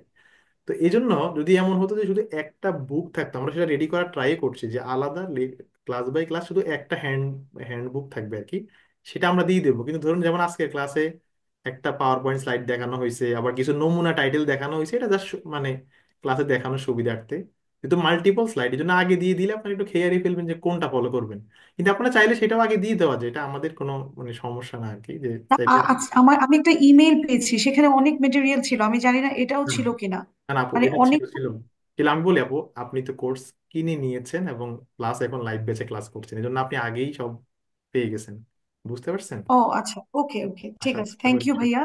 বুঝতে পেরেছেন। ওকে, আপনাকেও থ্যাংক থ্যাঙ্কস। ইউ। অনেক মনে হয়। আর থ্যাংক ইউ, আমার আমার খুব ভালো লেগেছে, আমি অনেক কিছু নতুন শিখছি and আশা করছি যে ইনশাআল্লাহ আমি কন্টিনিউ করতে পারবো and অনেক কিছু শিখতে আপু পারবো। থ্যাংক ওখানে ইউ তো সো মাচ। বাংলাদেশের কমিউনিটি আরো অনেকে আছে, আশা করি কোর্সের বিষয়ে বলবে। ইনশাআল্লাহ, হ্যাঁ, সবাই খুব জয়েন করতে চাচ্ছে, কিন্তু আমি তো খুব, আমার এই সেমেস্টার মানে সবারই খুব প্রেশার যাচ্ছে, বাট স্টিল সামারে সবার জন্য বেস্ট টাইম হবে যখন আমাদের অফ থাকবে। আচ্ছা। আর খুব সকাল, কিন্তু আমি আপনার সব ফার্স্ট সেশনটা জয়েন করতে পারিনি বিকজ এখানে খুব সকালে ঘুম থেকে জি, করে। তো এনিওয়ে, ইনশাআল্লাহ আশা করছি আমি চেষ্টা করব অবশ্যই জয়েন করার। ঠিক আছে আপু, ঠিক আর আছে। সবাই সামারের জন্য ওয়েট করছে আর কি, যে কখন সামার আসবে, সবাই জয়েন করবে ইনশাআল্লাহ। ঠিক আছে আপু, থ্যাংক ইউ। ওকে, প্রান্তিক আপনি হাত তুলেছেন, আমিনুর রহমান আপনি হাত তুলেছেন, আরো যারা হাত তুলেছেন আমি আনমিউট করে দিচ্ছি, একটু আপনারা প্রশ্ন করে দেবেন, ঠিক আছে? জি, আসসালামু আলাইকুম ভাই, শোনা যাচ্ছে? শোনা আছে, জি। ভাই, আমি প্রান্তিক দীপং, শাহজালাল বিজ্ঞান ও প্রযুক্তি বিশ্ববিদ্যালয়ের লোক প্রশাসন বিভাগে তৃতীয় বর্ষে অধ্যয়নরত। আপনি আজকে ক্লাসে একটা পর্যায়ে বলছিলেন পাবলিশারের কথা, যে পাবলিশারের মধ্যে অনেক জার্নাল থাকে। তো তার কিছুক্ষণ পরে আপনি স্কোপাস এবং ওয়েব অফ সায়েন্স এগুলোর কথা বলছিলেন, যে এগুলোর মধ্যেও আহ, মানে অনেক পাবলিক। অনেক অনেক অনেক জার্নালের লিস্ট আছে, কিন্তু সেটা আলাদাভাবে মানে বলছিলেন আর কি, যখন হুম হুম। পাবলিশারের কথা বলছেন তখন না, না ঠিক আলাদাভাবে। আছে, তো আমি যেটা জানতে মানে চাচ্ছি এটা হচ্ছে, বলুন স্কোপাস বলুন। এবং ওয়েব সায়েন্স কি এই দুইটা কি তাহলে কোনো পাবলিশার? না না, এরা পাবলিশার না, এরা হলো এর চাইতে বড়, মানে এরা হচ্ছে যে অনেক বড় একটা কোম্পানি, যাদের আওতায় সব জার্নাল আছে। তাহলে সব জার্নাল আছে আছে মানে ইনডাইরেক্টলি তাহলে সব পাবলিশারও আছে, মানে তারা সব জার্নালকে তালিকাভুক্ত করে। তো সব জার্নালকে তালিকাভুক্ত করলে তো আসলে আলটিমেটলি সব পাবলিশারকেও তালিকাভুক্তি করা হয়ে যায়। আমার কথা বলছেন, এটা হচ্ছে যে কিউএস র্যাঙ্কিং যেমন প্রকাশ করে না, QS ranking, Times Higher ranking, এরাও এরকম টাইপের কোম্পানি। জি আমার ভাই। কথা বুঝছেন? ওকে। জি আর ভাই। আর কারো প্রশ্ন? জি। ভাইয়া আসসালামু আলাইকুম। ওকে, আপু আগে প্রশ্ন করুন, আহ, এরপর যে ভাইয়া জি বলছেন তিনি প্রশ্ন করবেন। জি, আমি আমিনুর রহমান ভাইয়া, আসসালামু আলাইকুম। আপু আগে প্রশ্ন করুক, দেন আপনি করবেন, কেমন? uh, G. Thank you, Bhaiya, to give me the opportunity. Bhaiya, myself, Farhana Rahman. I'm currently student from BRAC University, Masters Applied Linguistics and ELT, basically English department. G G. Bhaiya, my question is, when we write article on recent and fresh topic, and there is no article on this topic, so then how we do cite or collect data? Um, বুঝতে ভাইয়া, পারছি। যদি এই related হয় তাহলে answer করেন, আর যদি না হয় প্রবলেম নেই, পরে করলেও। না না, সমস্যা না আপু।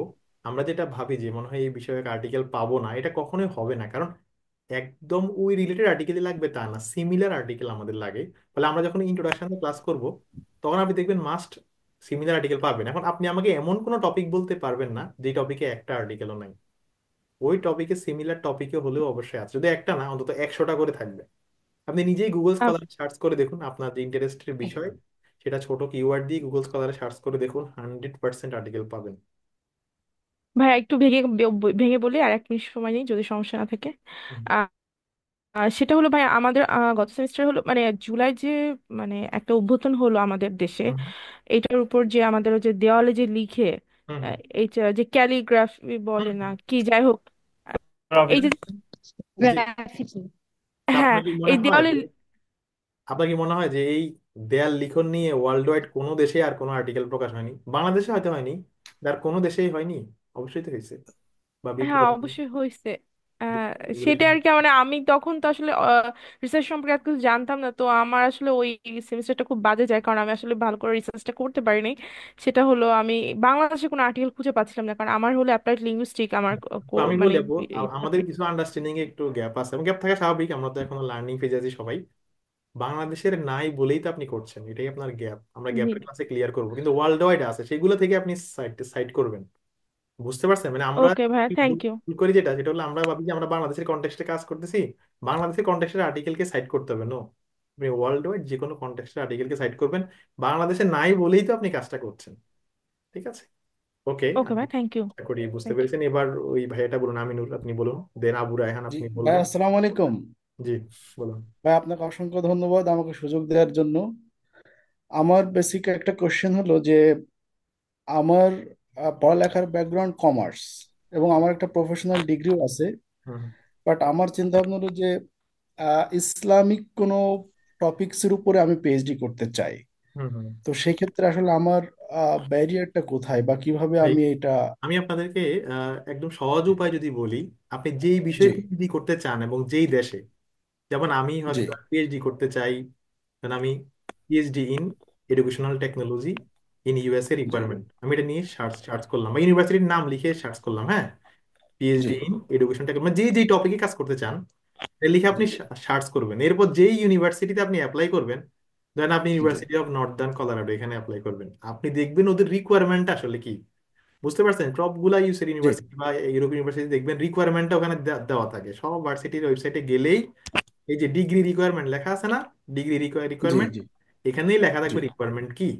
তখন অনেক সময় বলে দেয় যে রিলেভেন্ট বিষয়ে অনার্স লাগবে, রিলেভেন্ট বিষয়ে মাস্টার্স লাগবে, এরকম বলে দেয়। এই জন্যই এই যে লেখা আছে ডিগ্রি রিকোয়ারমেন্ট, ঠিক আছে, এখানে জি গেলে ডিটেলস পাবেন। তো আমি আর আবার বলছি, এটা আছে ক্লাস রিলেটেড প্রশ্ন না, আমাকে ইনবক্স করিয়েন, কিন্তু অনেকে রিলেটেড প্রশ্ন করার জন্য ওয়েট করতেছে। কিন্তু নির্ভর করবে ডিগ্রি রিকোয়ারমেন্টের উপর। এক কথা যদি বলি, ইউএস তে অনেক অপরচুনিটি আছে, সাবজেক্ট চেঞ্জ করা যায়, কি করা যায়, কিন্তু সেটা লজিক্যাল রিজন থাকতে হয় আর কি, ঠিক আছে। গ্রাড কোঅর্ডিনেটরকে জি বলবে তখন ওরা, আমি একটা ভার্সিটিতে আমি ডেডলাইন ছিল 1 তারিখে, কিন্তু আমি 12 তারিখে অ্যাপ্লাই করেছি, কারণ আমি আমার সমস্যাটা ওয়েল এক্সপ্লেইন করেছি আর কি। হ্যাঁ, ডক্টর মানজিলা অবশ্যই মেইল পাবেন, ভিডিও পাবেন। আচ্ছা, আচ্ছা, একজন বলছেন যে অসম আর্টিকেল ডাউনলোড করতে পারি না, সেটা আমরা আগামী ক্লাসে শেখাবো। ওকে, আর কারো প্রশ্ন, হ্যান্ড রেজ হ্যালো ভাইয়া, আসসালামু আলাইকুম। বেশি। হ্যাঁ, আমার একটা কোয়েশ্চন ছিল হচ্ছে যে গুগল স্কলারটা দেখলাম যে সাইটেড বাই দেওয়া আছে বা সাইটেশন দেওয়া আছে। সাইটেড বাইটা মানে কি অনেকগুলো সংখ্যা দেওয়া আছে, আবার দেখা যায় কিছু একটা উপরে স্টার চিহ্ন দেওয়া আছে। এই জিনিসটা বুঝছি না। আচ্ছা, যারা প্রশ্ন করছেন তারা হাত নামাই ফেলুন। হ্যাঁ, সাইটেড বাই 22 মানে 22 জন এটাকে সাইট করেছে, সাইটেড বাই 3 মানে 3 জন সাইট করেছে। স্টার চিহ্ন থাকলে তখন সেটা কি হবে, মানে সংখ্যার উপরে? সেদিন কোথায় দেখলাম না তো। একটা অন্য একটা মানে ইয়াতে দেখছিলাম, স্কলার দেখছিলাম, গুগল স্কলার। নর্মাল, আচ্ছা, ওটা দেখলে বুঝতে পারবো। স্টার চিহ্ন দ্বারা নর্মালি বোঝায় যে যিনি করসপন্ডেন্ট আর্টিকেল তাকে বোঝায়। আচ্ছা, এটা মানে ভিন্ন টপিক, ওকে। আচ্ছা, ঐশী বলতেছেন how to select topic, topic নিয়ে আলাদা ক্লাস আছে, আজকে আমরা হাউ টু সিলেক্ট টপিকে যাচ্ছি না। ওকে, যারা হাত তুলছেন আমি আনমিউট করে দিছি, তিনি এভেলেবেল আছেন, প্রশ্ন করুন ভাই আমার একটা কোয়েশ্চেন আছে। দ্রুত ভাই।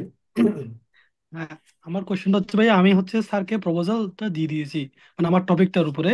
হুম কিন্তু কথা হচ্ছে ভাই, আমি যখন প্রপোজালটা দিয়ে দিয়েছি, স্যার আমাকে প্রথম দিকে বলেছিল কয়েকটা পেপার পরে একটা প্রপোজাল জাস্ট রেডি করে দিতে। হুম কিন্তু এর পরবর্তীতে প্রপোজালটা দেওয়ার পরে এখন স্যার মানে আমাকে ওই আপনার মানে প্রিডিফারেন্স দেওয়ার জন্য এখন জোর করতেছে, কিন্তু আমি তো বুঝতেছি না যে আসল কাজটা আমি কিভাবে করব। হুম